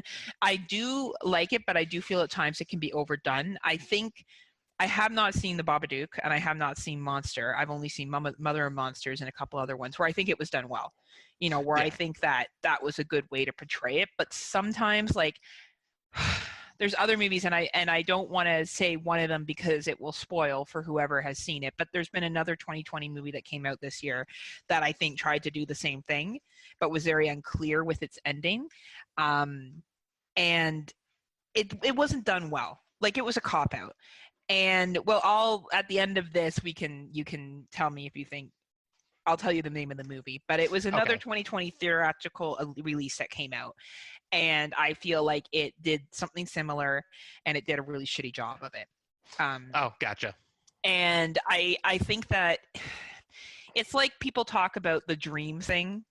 I think it's Watson and Venom that have an issue with, not an issue, but the dream thing, like it's all just a dream or it's all in their head.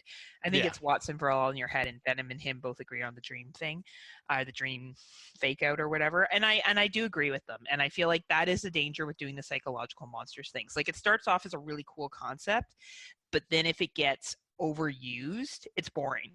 And Yep. maybe that's why we're seeing the resurgence of things like the Invisible Man this year. We're beginning to go back to actual universal monsters and bringing that back in the forefront, because there is a lot of psychologically shitty things that happen. Maybe sometimes it hits too close to home. Maybe sometimes it's just overdone too much. So yeah, I think you bring up a really interesting point, because that is where we're at with monster movies. Yeah. Like, and I think now we're going back to universal monsters and some other things. Yep. I'll say, because like history does have a tendency to repeat itself, because even throughout all this evolution, the classical universal monster movies had been represented like throughout almost all these decades. Like the Hammer horror films, you had Christopher Lee as Dracula, and the Curse of Frankenstein movie, and things like that, where they were just a bit they were the same story concepts and all that, but there was a little bit more added to it and just kind of fit for that time. And then, in the 80s, we got like the vampire films like Lost Boys, Near Dark, and the werewolf films like The Howling and American Werewolf in London, and people's different takes on these types of films. And yeah, we will see this continue probably every other decade, and like where these universal monster movies are just coming back. These iconic monsters will always come back, but there'll always be something new experimented on in between all that too, I've noticed. A movie that I actually really like that talks about societal monsters is The Village. And Yes, I forgot about that one actually. and I'm probably in the minority because I know our boss hates this movie, but I like it. And the reason why I like it is because, so this is a spoiler for The Village, so make sure you put that in there. For those of you who have not seen The Village, it was based in, I guess they're trying to reflect what you would think is maybe the 18th century, 17th century. And it's really just a group of people that have kind of gone back to a traditional way of living because they got tired of the evils of society. But even in this recluse community, you cannot escape evil. You cannot escape the monster of anger, of greed, and passion, of all those things. And really, that's what The Village is about. And whether you like it or not, that's fine. But that's really what that movie is about, is these people trying so hard to escape the evils of society and the monsters, the modern day monsters of society, by creating their own separate society and not being successful. So, I think that was where it was well done, personally. But I think then there's other movies that have not done it as well. Or they've just, like, yet again, beat the concept to death to the point where you're like, all right, so no more. Like, let's get back to, like, an actual boogeyman in the dark. Let's get back to that. Let's not, it's all in their head, or it was them the entire time. Like, let's get back to something that goes back, bump in the night, and that bump thing is actually there. Right. Yeah, because like there's always the repeating trends that get beat to death. Like this zombie film got beaten to death, and and we needed to move on to something else because that started not becoming successful. And that'll happen again. There'll be a new concept that comes out, and then there'll be a bunch of movies that follow that concept till it gets put to the ground, and then something new will come out. It's just gonna. That's why I like this. There's a constant evolution with these monsters, and there's a change or something new will get added to make them more relevant. Absolutely, right? So thank you, Scott, for kind of setting me up to talk about what my research was based on. So we all know about monster movies, right? I think a lot of people are familiar with them. I would say, a basic bitch knowledge of monster movies. The first length featured films to include what are regarded as monster movies were often classed as horror or science fiction films. The 1915 German silent film The Golem, directed by Paul Wegener, is one of the earliest examples of films to create a creature. I don't know. Have you ever seen that movie? No, but that is funny that this is on the list because this was one of my questions for the horror trivia that we had to do. Did you get it right? I did just by randomly guessing. I had no idea there was a movie called this, and I got it right. So you just made up a total made up the name in your head. Yeah, because of the description that he gave, that Brandon gave, because it was like a monster made out of clay by a Jewish scientist or something like that. And I'm going, well, that's a golem. So I'm just going to say the golem and hope it's right. And I got it right. I never would have got that. That's why I did not win at trivia. But I had fun playing and we had a good time. And that's all that counts. That's all that matters. So anyway, well, very smart that you knew that. That's awesome. So the German expressionists Nosferatu in 1922 and the description or depiction of a dragon in Fritz Lang's Die. I don't even know. Probably gonna butcher this. No, yeah, it's Die Nibelungen. Thank you. In 1924, followed tradition. In the 1930s, American film studios began to produce more successful films of this type. So then they started to move more to the Gothic tales, such as Dracula and Frankenstein, both in 1931. And both heavily influenced by German Expressionism, followed by The Mummy in 1932 and The Invisible Man in 1933. Classified as horror films, they included iconic monsters. You know, we see this again in the 90s and 2000s, present day. Think Lost Boys, Interview with a Vampire, Twilight. Now, I know people are like, Twilight is not a good vampire movie, and I would agree, but there's vampires and werewolves in those movies, whether we want to admit it or not. They do sparkle in the sun, and they are quite beautiful. The acting is quite painful, but unfortunately the movies were made. But they fit in the genre. They do, and you know what? Like, they made a lot of money, and they gave some careers to Robert Pattinson. So yeah, exactly. We wouldn't have The Lighthouse if we didn't have Twilight. Probably got him started. So Mary Shelley's Frankenstein, Ginger Snaps, King Kong, and King Kong Skull Island, as well as we see the most recent release of Invisible Man and other such things. The Mummy, and I said specifically Brendan Fraser because I refuse to acknowledge the Tom Cruise film. Yeah. But anyway, so what about these movies? You know, when I was looking at researching this, I always try to look at how does it tie into society? And it just goes to show you that people will study anything. So there is a group of psychologists that wrote a paper, Favorite Movie Monsters and Their Psychological Appeal, and it was published in a psychology magazine. We have the information here from 2003 if you're interested in it. And so we got to remember the date of 2003 because it's not going to include a lot of, you know, monsters of movies that have come out recently. So this is dating back from 2003 down. So we 17 years ago. Wow. Yeah, so we would have been bibbies. We would have been 20. But yeah. Nevertheless, I think some of this information is still very much valid. So they did a survey, and they surveyed over 1,166 people to establish what were individuals' favorite monster movies and why. Sample groups included 557 females, 567 male. Age of average was 34 and is skewed towards a younger population. So skewed means that, you know, even though the average age was 34, they had more younger people involved in the survey than older. And middle would have been 26 to 49, and older was over 52. So they talked about the importance of the 30s, of the Frankenstein, Dracula, and Mummy era. These monsters were seen as outcasts from society, to be pitted, or even occasionally, as with Dracula, found to be found to be pitied, or occasionally, as with Dracula, found to be unattractive. Audiences are said to identify with these monsters who are portrayed as existing outside of their normal community. So film monsters have input in themselves in our culture, and most people would recognize Universal monsters before they would recognize the current vice president. Probably still stands true today. Yep. So the researchers for this study looked at 4 assumptions. Young people will prefer recent conceived monster movies, while older people will prefer vintage film monsters. So think of your Frankensteins or Draculas, Invisible Man, stuff like that. That may have changed now with Invisible Man just being released in 2020, but as we said, the study was from 2003. Young people will prefer film monsters that are more violent and are more likely to kill a large number of people than older people.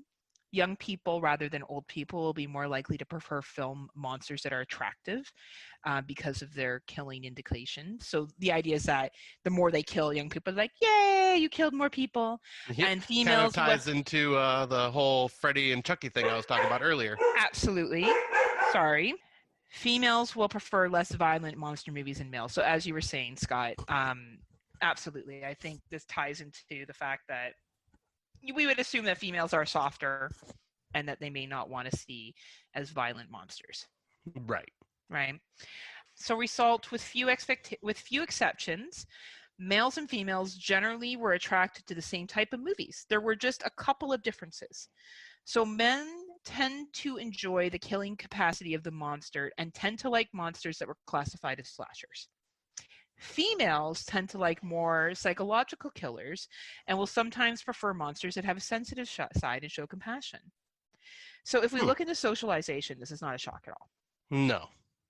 So if we go with traditional gender roles, okay, and I'm looking at what has typically been seen as female and what has typically been seen as male, and especially back in 2003, because yes, obviously we had transgendered individuals during that time, or individuals that identify with different genders. It wasn't as widely, we're not widely accepted yet either, but it wasn't as well known or even talked about. So typically with little boys, you give them, you know, action figures. They have blue rooms or boy-like things. They're expected to play and roughhouse and be tough and, you know, brush it off, don't cry. Girls are expected to be sweet, to get along, even things that we say to define girls. Oh, aren't you so polite? Aren't you so lovely?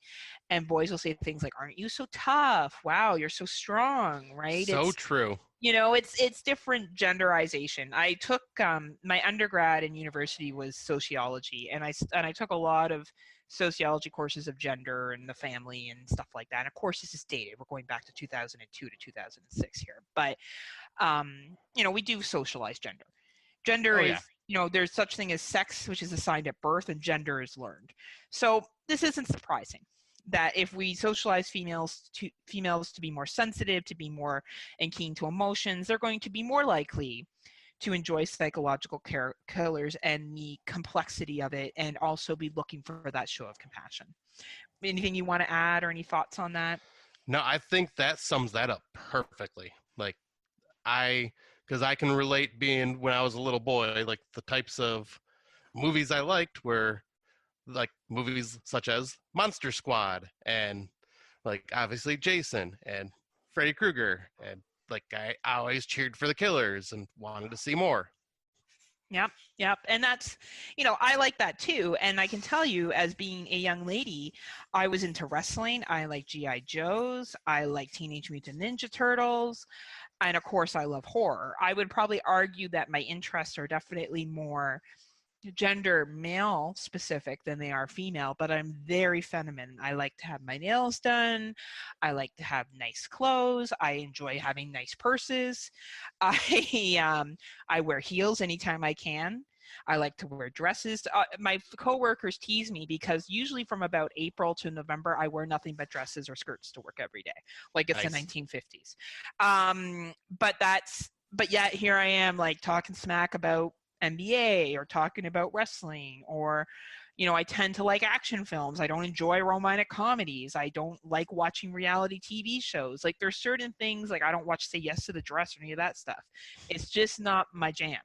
You know, so it's very interesting how I can, and, you know, yet again, we're talking about the stereotypical gender here that has been, you know, presented in media, not whether this is right or wrong, just particularly how I was raised and the impression that I got is that I'm so girly in some areas and then so masculine in others. And there's not a lot of females sometimes that do that are open about that or talk about it as much.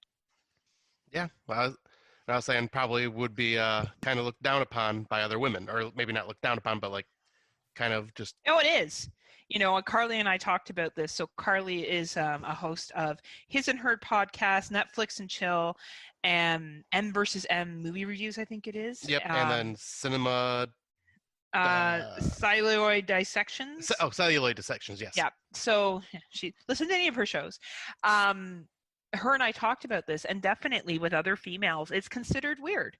It's considered weird to be into horror. Now, my girlfriends have come a long way and are embracive of my horror stuff now, and very supportive, but it wasn't always that way. You know, I got this lovely horror trivia games for my birthday, but it wasn't always that way. So I think we are beginning to progress more now, but definitely it's been getting there for females. Yeah. Anyway, younger people tend to prefer more recent monster movies like Freddy Krueger and slashers like Monsters because of their high body count. As one gets older, the interest in very violent films go down. I hear this all the time from people. I hear this from women that become mothers and get older, that they can't handle the films they used to watch since they've had kids. I hear it from dudes as well. Have you found anything valid with this? Is this something you've heard as well? Oh, yeah. Especially with couple of my guy friends that are parents, there are certain films that they refuse to watch ever again now because of this, or any new film that has something like this will make them extremely uncomfortable.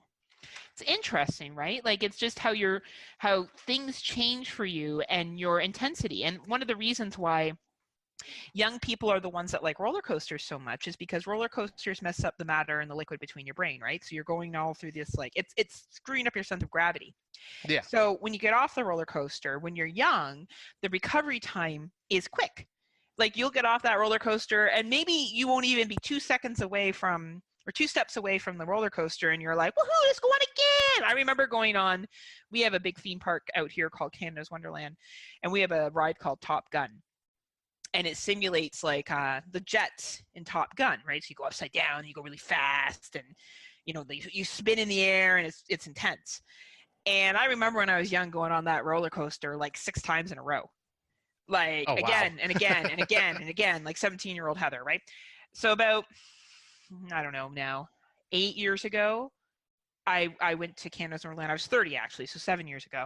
And I went on a roller coaster with my ex-husband, and I got off and we needed to rest for 15 minutes. We needed to sit on the side and like literally we're like, hee, and we were exhausted. We were exhausted from this fucking roller coaster because you're older and your body can't take it as much as you were able to at a young age. And I think the same can go with intensity. Now, that's not for everybody. You can meet people in their 50s that can still do those roller coasters and can still watch those violent movies, and they're fine. But we do tend to have less of a threshold for violence, adrenaline-related things, roller coasters as we age. Oh, for sure.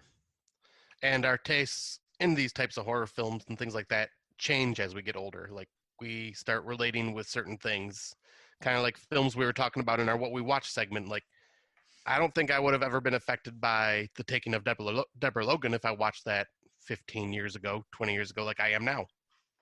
Like, you grow and you develop and you change, right? And what affects you at this one age and what affects you at another age are going to be very different. So this study makes a lot of sense.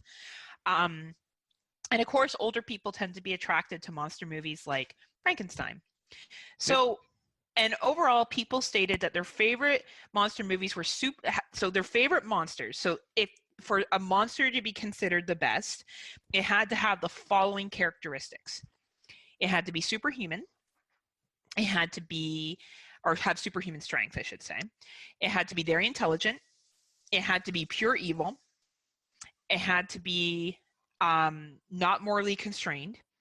And it showed us the dark side of nature. So obviously this goes against what some females tend to prefer, but as we could go back to their original statement, that difference wasn't that much, so that's why we still have the push that people want to see these characteristics in their monsters.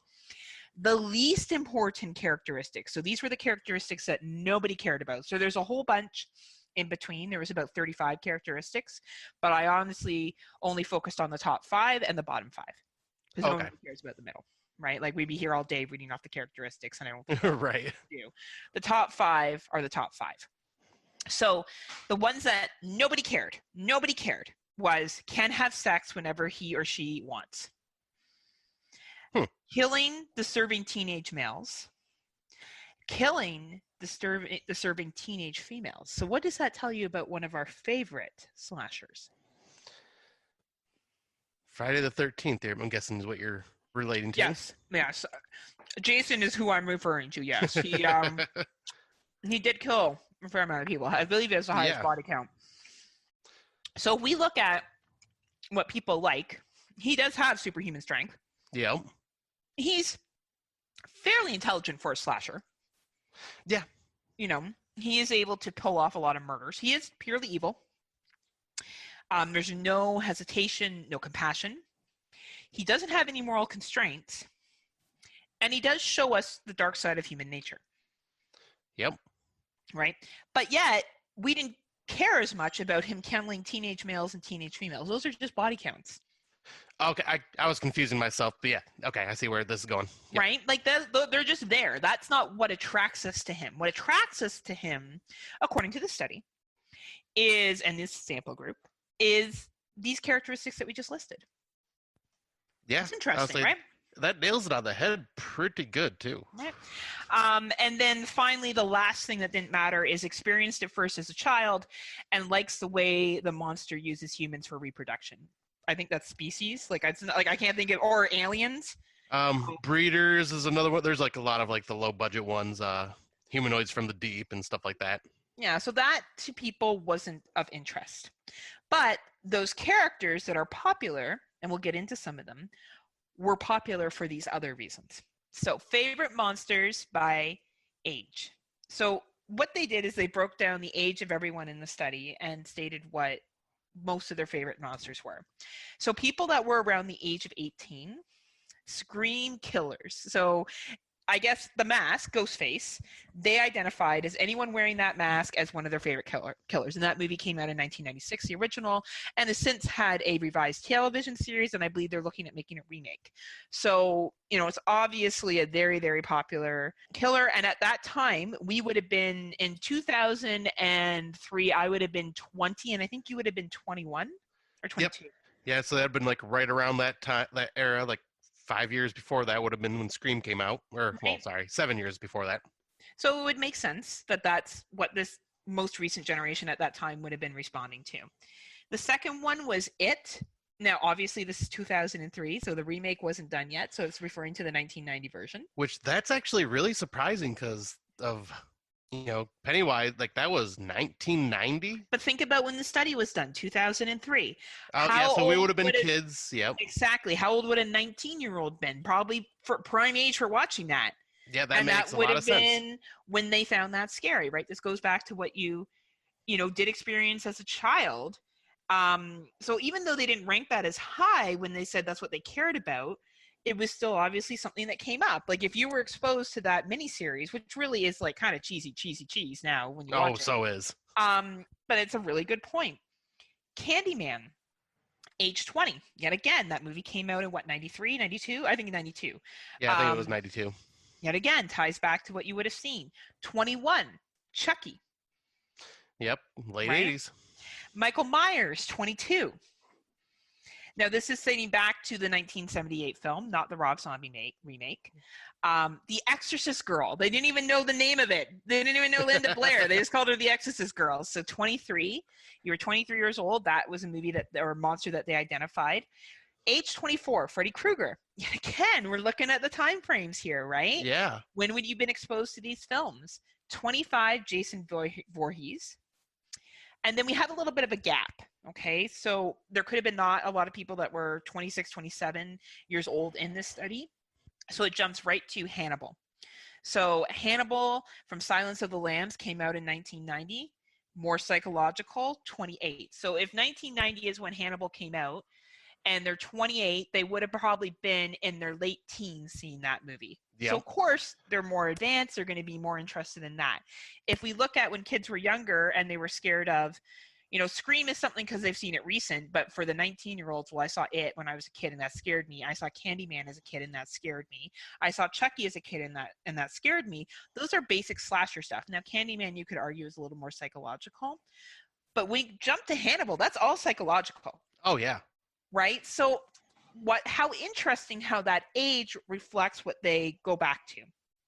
And then we can see Predator at 29, Darth Vader at Predator at 29 tied with Darth Vader at 29 as well, as their two scary monsters that they were most connected with. Individuals that were 32 connected with Jaws, and they put in brackets the shark. What they were talking about. 33, the Beast from Beauty and the Beast in 1991. How interesting is that? Wow. Yeah, I was like, really? But if you think of if there was a lot of females that were 33, which we didn't have the data on, and we look at psychological and pity and, you know, the love story between Beauty and the Beast, maybe that's why. Yeah. Wow. Right? Interesting. Age 33 also we saw werewolves, but they were referring back to the 1941 werewolf. Also, Wolfman, probably. Yes, but they just called it werewolf. Yeah. So 33 as well. A lot of people said vampire, and they were referring back to the 1931 Dracula. Interesting. And then Godzilla. For people that were 34, they identified Godzilla, and that was the one from 1975. Oh, wow. Okay. Yep. And then alien creatures from Alien. If you were 35, that's what you connected with. 36, Terminator, which is hilarious because we just covered the Terminator with the lovely gentleman from Horror for Dummies. And yeah, we you did. can listen to that on our page where we talk about whether it's horror or not. So obviously, you know, Tim is too not relevant for the study because it was in 2003 and he was like not even thought of in 2003. I'm just kidding. It's not that young. But yeah, so like interesting, 36 years old, they represented with Terminator. And yet again, if we go back to when people were watching these movies, with the exception of the people that were 33 and 34 with the 1930s and 40s movies. And you know what that made me think of? It made me think of people in our community that like to watch older horror films. And they're the ones being like, well, that was great because the original one was done in 1926. And the rest of us are sitting there like, like we have no idea, right? Right, exactly. Talking about. That's like my everyday life talking to like Jerry, who was like in a thing, and Derek B from Cinema Attacks and No More Room in Hell, because they are like an encyclopedia of knowledge of like dated stuff, and I'm like, I have no idea what they're talking about half the time. So, you know, that's I think who that characteristic group was referring to. Then we have The Thing, so individuals that were 37 represented with The Thing, but The Thing from 1951. Yeah, that's very interesting. Right, and I have no understanding why that is, and I think we'll leave it up to the listeners to figure that one out. I don't know if it's just because they didn't like the remake. Because what happens to people in their 30s right now when things are remade? Yep, they are not happy with it. Right? So maybe they were, nah, it's not as good as the original, right? The Mummy, so for those that were 39, they really connected with The Mummy from 1958. Those who were 40 connected with The Blob from 1950. So these individuals that were 40 in 2003 would be 57 now, to give you an idea of how much time has passed. Yeah. Right? E.T. for individuals that were age 44 came on the list. Yeah, that's, I guess maybe it's because it's not as scary. Maybe it was just because that was their jam at the time. I don't know. 44, Frankenstein from 1933. 46, Jack Nicholson, The Shining. They didn't even say the name. They said Jack Nicholson. That's great. Which really, like, what you remember from that movie, right? Is I remember Jack Nicholson is the first thing that comes to mind as well, right? Like he's iconic in that role. 48, if you were age 48, you represented to the Gill Man from Black Lagoon, 1954. And if you were 52, which was the oldest that people admitted to that their age was in this study, you connected with King Kong from 1933. Yeah, I could see that one totally. Right? It's interesting. Very, very interesting. So the top 5 monsters were the following out of 25. Dracula was number 1. Godzilla was number 2. Frankenstein was number 3. Freddy Krueger was number 4. And King Kong was number 5. So as part of the Friday Nightmares, half of this podcasting team, I like to let you know that my monster is better than your monster, because my monster got number 4 and yours got number 8. Jason Voorhees was number 8 on this list. I'm wondering if that might be because Freddy is a better monster. Yes, that is why. He's more iconic. I think he's more iconic, and I think if you look at the psychological piece to it, that is something that is probably something that most people find engaging, especially if we're looking that females value psychology more than they valued slashing, because Freddy didn't necessarily in all the movies have a high kill count. You know, some of the movies he only killed. What part 5 that you did with Kill the Cast, where Yes. he only killed how many people? 3? Yep, 3 people. So, you know, I think if we look at that, for example, that could be why, but his kills were so intense and over the top at times.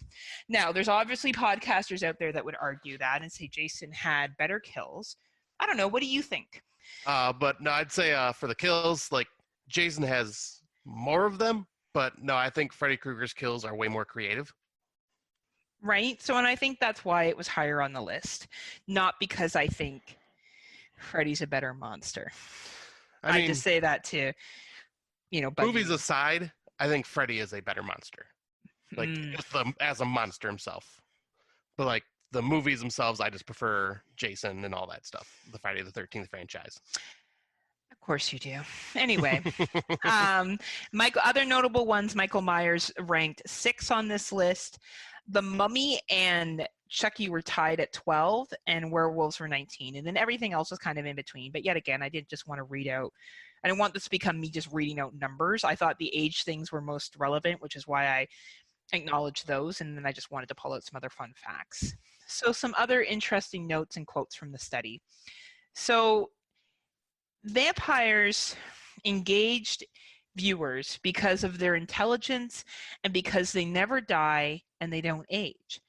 So if we look at Interview with a Vampire that came out in 1994, Louis and Lestat were sexy. Like, first of all, you took Tom Cruise, which, by the way, is the favorite actor of the Horror for Dummies podcast. They love Tom Cruise. They'll probably be doing a special sometime soon on it. Well, I think they're going to be doing a whole podcast on Tom Cruise. Yeah, I'm pretty sure they love him so much because he does his own stunts. Yep. But he, during this movie, like, I think whether you're a fan of him or not, you have to admit he was a good-looking dude. He was at the heartthrob time of who he was, and same with Brad Pitt. So they hired 2 of the sexiest actors to be in this film. Tom Cruise did an amazing job as Lestat. Yes, he did. You know, and so did Brad Pitt. Like, he was great as well. Yeah. And it was very sexy, you know, it was engaging. It got us interested and engaged in vampires. And then we have Bram Stoker's Dracula from 1992, where he's searching for his reincarnated wife. And I remember that movie being pretty sexy as well. Yep. You know, both movies really marketed on their sex. And then if we look at recent movies such as Bliss, which you and I debated whether it was about vampirism or not, and then we found an article from the director saying that it was. The main character is infected with a drug that causes vampirism, and she has to fight her urges for blood. And it's you have a threesome in it. You have a sexy threesome that occurs right in the beginning of the film. You know, so sex and vampirism seem to go hand in hand. So it makes sense that would be attractive, because females will be attracted to sex. Same with men. No matter what your sexual preference is, you're going to be attracted to sex of some kind. So it makes a lot of sense why this is high. Any thoughts on that, Scott? Yep, and I was going to say, and then the fascination of just never growing old. I mean, look at the movie like Lost Boys. They just want to stay young forever. And, I mean, what person around that age wouldn't want to stay their youngest and the best looking that they were? You know what's funny is I'm better looking now than I was when I was 16. Oh, same here. At least I feel I am better looking now, too. As well. Scott and I seem to think we're better looking. People actually feel that way. People comment through our Facebooks after this. And the second quote that I want to talk about, or thought that came from it, is Freddy Krueger, one of the slasher monsters, is particularly highlighted as pure evil and horrifying. So I thought about what else is like that. Well, in Hellraiser, Pinhead, he is horrifying and evil and psychological, because he toes that line between sex, death, torture, and pleasure. You know, that's really what Hellraiser is all about. And he does a great job of bringing that terror to the screen along with the other Cenobites, but he's really the big boss man, right? Yes, he is. And just because it's almost like he's doing a job. And it's not like it's. I wouldn't even. I almost don't even want to say he's evil. Besides the fact of him being like a creature from another world. Absolutely.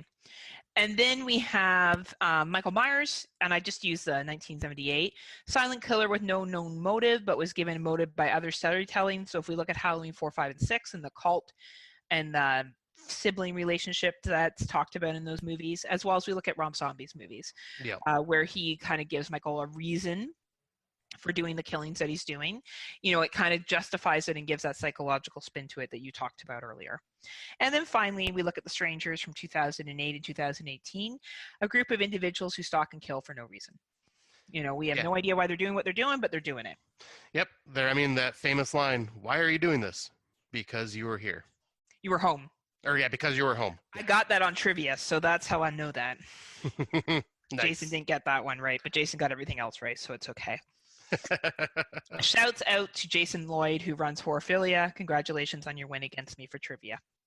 So Frankenstein scored high on comparison and sensitivity in the fact of his both being an outcast and example where science can go wrong.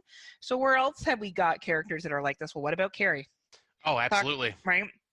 Talk about a social outcast who was bullied by her peers and her oppressed by her over-religious zealous mother with their Christian beliefs, and how she kind of snaps towards the end. Yep, that is a perfect example. Right? The Pit, 1981. I know that your friend Randall likes this movie. I like it too. A young boy uses a pit to get revenge on those who wronged him. And definitely, this kid's a outcast. You feel sorry for him, and he finds this pit, and this pit does things, and he uses it to get revenge. And see, this is one I still need to see. Yeah, it's a not bad 1980s film. It's a Canadian film, too, by the way. Of course it is. Because everything good comes from Canada, especially poutine. And that explains why you've seen it, too. No. I know, right? Yeah, that's right. I'm a Canadian. I have to watch all the Canadian films. The Phantom of the Opera, going back to 1925, when it was a silent movie, with 12 movies after that. Probably the most known is the 2004 version by Andrew Lloyd Webber, and the most recent adaptation, Love Never Dies, in 2012. The Phantom is a perfect picture of somebody who you feel sorry for, but is a psychological mess and a killer. Yep. I don't know if you've ever seen the movies or know anything about the story. Yeah. Okay. Yeah, and what do you think of the musical or the movies or the Phantom in general? I love them, and I especially love that Gerard Butler one. That's one of my favorite musicals of all time. What shocked me is how well he could sing. Yeah, I was very impressed by his vocal performance. I didn't see that one coming. No. I saw it live in Vegas, and the chandelier actually drops. Nice. Over top of the audience. And I took my ex-husband. We were dating. I shouldn't say took him. We went together. We were dating at the time. And I remember he got really upset and worried about the Phantom. And he was like, it's not fair what's happening to him. And he got really into the story. And I think it's because you really do feel for the Phantom and Christine. And then you have the protagonist, the other dude, I can't remember his name right now. And I think it's a really well done story, and it speaks to the fact that it's been done 12 times. Right. And it's probably one of the longest running musicals. It was one of the longest running musicals in Toronto for years. We actually even had a theater named after it. It was called the Fantasia Theater. Oh, nice. So popular, right? So, that's a great example. And then finally, the psychological killer, I shouldn't say finally, we have a couple more. The psychological killer from unsuspected items, so example is Chucky. Well, we can also look at any of the Annabelle movies. Yep. Right? That's also about a doll that's possessed, as well as Puppet Master and their multiple sequels, and also the Banana Splits movie. Yes, I love that you brought that into this. Right? Like the robots start killing people and it's like evil Chuck E. Cheese, except for Snorky the elephant that is kind and compassionate, which leads us to our next set of creatures. So King Kong, the reflection of sympathy, and is rated as having the highest sensitivity. He's like Godzilla, who reacts out of protection. So we could look at Moby Dick from the 1930s, a whale tired of being hunted, fighting back. Pumpkinhead, who's summoned to bring revenge on those who have caused harm. Or The Grudge, or Ju-on, wronged in life, and now it haunts people that come back into the house because it was a ghost of someone that was savagely murdered. Yep. So it was interesting how this is, yet again, a study that looked at why people relate with different monster films, um, how that has shaped their decisions and their choices. And if we look back to when these people would have been younger or maybe more impressionable, we can see that that's when a lot of these monsters took place for them, with the exception of the 19-year-olds, because what they're being exposed to right at that time would have been the Scream films, right? Or that would have been like they were 12 or whatever watching Scream. So what we see when we're younger, when we're still susceptible to this whole idea of monsters and boogeyman and what's under the bed, really plays out. So I guess that would cover our creature feature finale. Yeah, that was I especially love that survey. That is very fascinating. Yeah, it was really cool, and I thought it was a fun little facts, and we're going to be posting the link to it. So if anyone wants to look it up, they absolutely can. It was a really cool study, and it just goes to show you that you can be paid to study anything. Right. I'll say I wish I could get paid to study that stuff. Hey, you get to study horror movies. Really? I know, right? Living your best life right there. Yeah, no kidding. If only we could get paid to podcast as well. Well, that's what Patreon is, technically. That is true. We're just not good enough for Patreon. I don't know, maybe one day. When we make it to episode 102, 5 years from now, we'll look at that. Right. That is the end of our main topic of monsters and the things that go bump in the night. And yeah, I will say this has been a fascinating dive into these creature features, and it's nice to finally be able to wrap this up with a nice little bow and be able to move on to our next unique subject, whatever that will be when we decide it. Well, we have a list of subjects. We came up with those, and then creature features kind of just overtook March and April. So we'll have to go back and look at our list to see where we go next. So stay tuned. Yeah, it'll be fascinating to see. Yeah. But yeah, I guess we can move on to our what we are looking forward to segment. I'll say looks like yours is up first. Do you want to talk about that? I sure do. I am so pumped for the Fear Street movie that should be coming out this year. The proposed release date was June. Obviously, that may not happen now because of hashtag COVID-19. But hopefully it gets released later this year. So for any of those of you that are not familiar with Fear Street, it's a series of books written by R.L. Stine, who also wrote the Goosebumps series. And I was a massive Fear Street fan. Like, to the point that when a new book was released, I would race to the library to put it on hold so I would be the first one to pick it up. Nice. Why did I not buy the books? Because I was poor. I didn't have lots of money to go out and buy books all the time. And my parents would have been like, you have a library card, go use that. And that would have been a lot of books. It would have been a lot of books. I had a girlfriend that has all of them, though. She collected them. Nice. Yeah, and Christopher Pike as well. She was a big fan of him. Oh, my God. I actually almost brought up Christopher Pike to you in our conversation, like when we were talking about this show, because those are the books I remember. That's a shame that you didn't read Fear Street more. Because Christopher Pike is great, don't get me wrong. But Fear Street was, I don't know, maybe it's more chick books. I don't know. But I dug Fear Street. My favorite series was The Babysitter. And The Babysitter follows a young lady named Jenny Jefferson who continues babysitting for this family all through these 4 books, like different families. And stuff happens to her each time. And the story built on each other. And I would love if that's a movie. It's probably not, but I would still love it. And then there's another series that I really liked called the Fear Street Saga, which talks about the development of Fear Street. But there's one book in particular, and I think it was called The Boyfriend.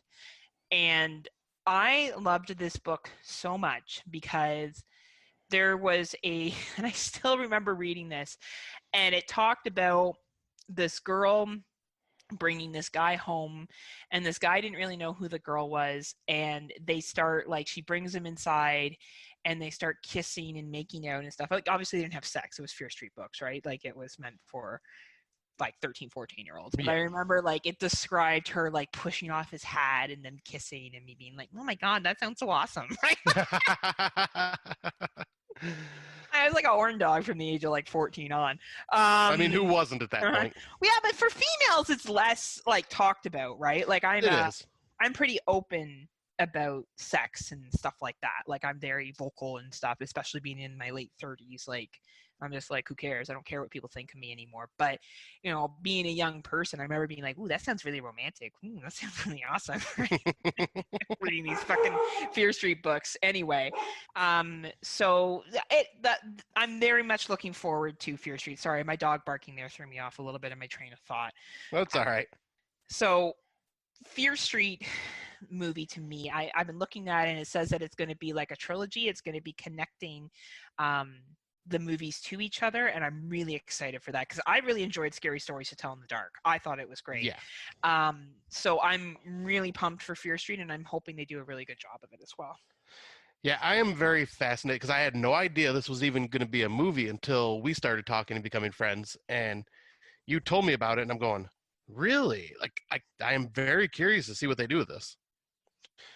I know I've read a few of the books, and I was trying to look through that list that you sent me to try to remember which ones they were, but none of the titles rung a bell. I think I would have to look at every single cover because I remember the covers more than I do the actual books, like the titles.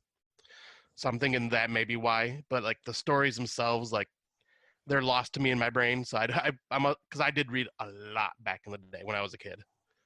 Yeah, I read a lot too. Now that I'm in grad school, I read some really boring stuff and horror movie stuff for when we have to record. But man, I would read Fear Street stuff again. I don't care if it makes me look young and immature. I love those books. I thought they were great, and I'm so pumped for this movie. So pumped. Yeah, I'm looking forward to seeing what they can do with it, and hopefully, it still comes out this year. Like everything's still up in the air right now, so Yeah.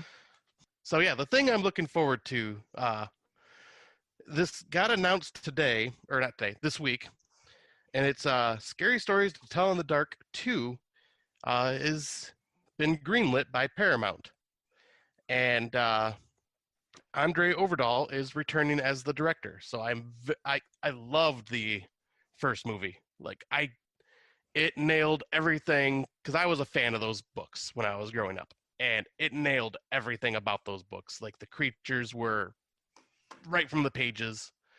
Everything just looked really cool, and it was a great entry horror for like a younger generation and still highly entertaining for people our age, especially if you've read these books.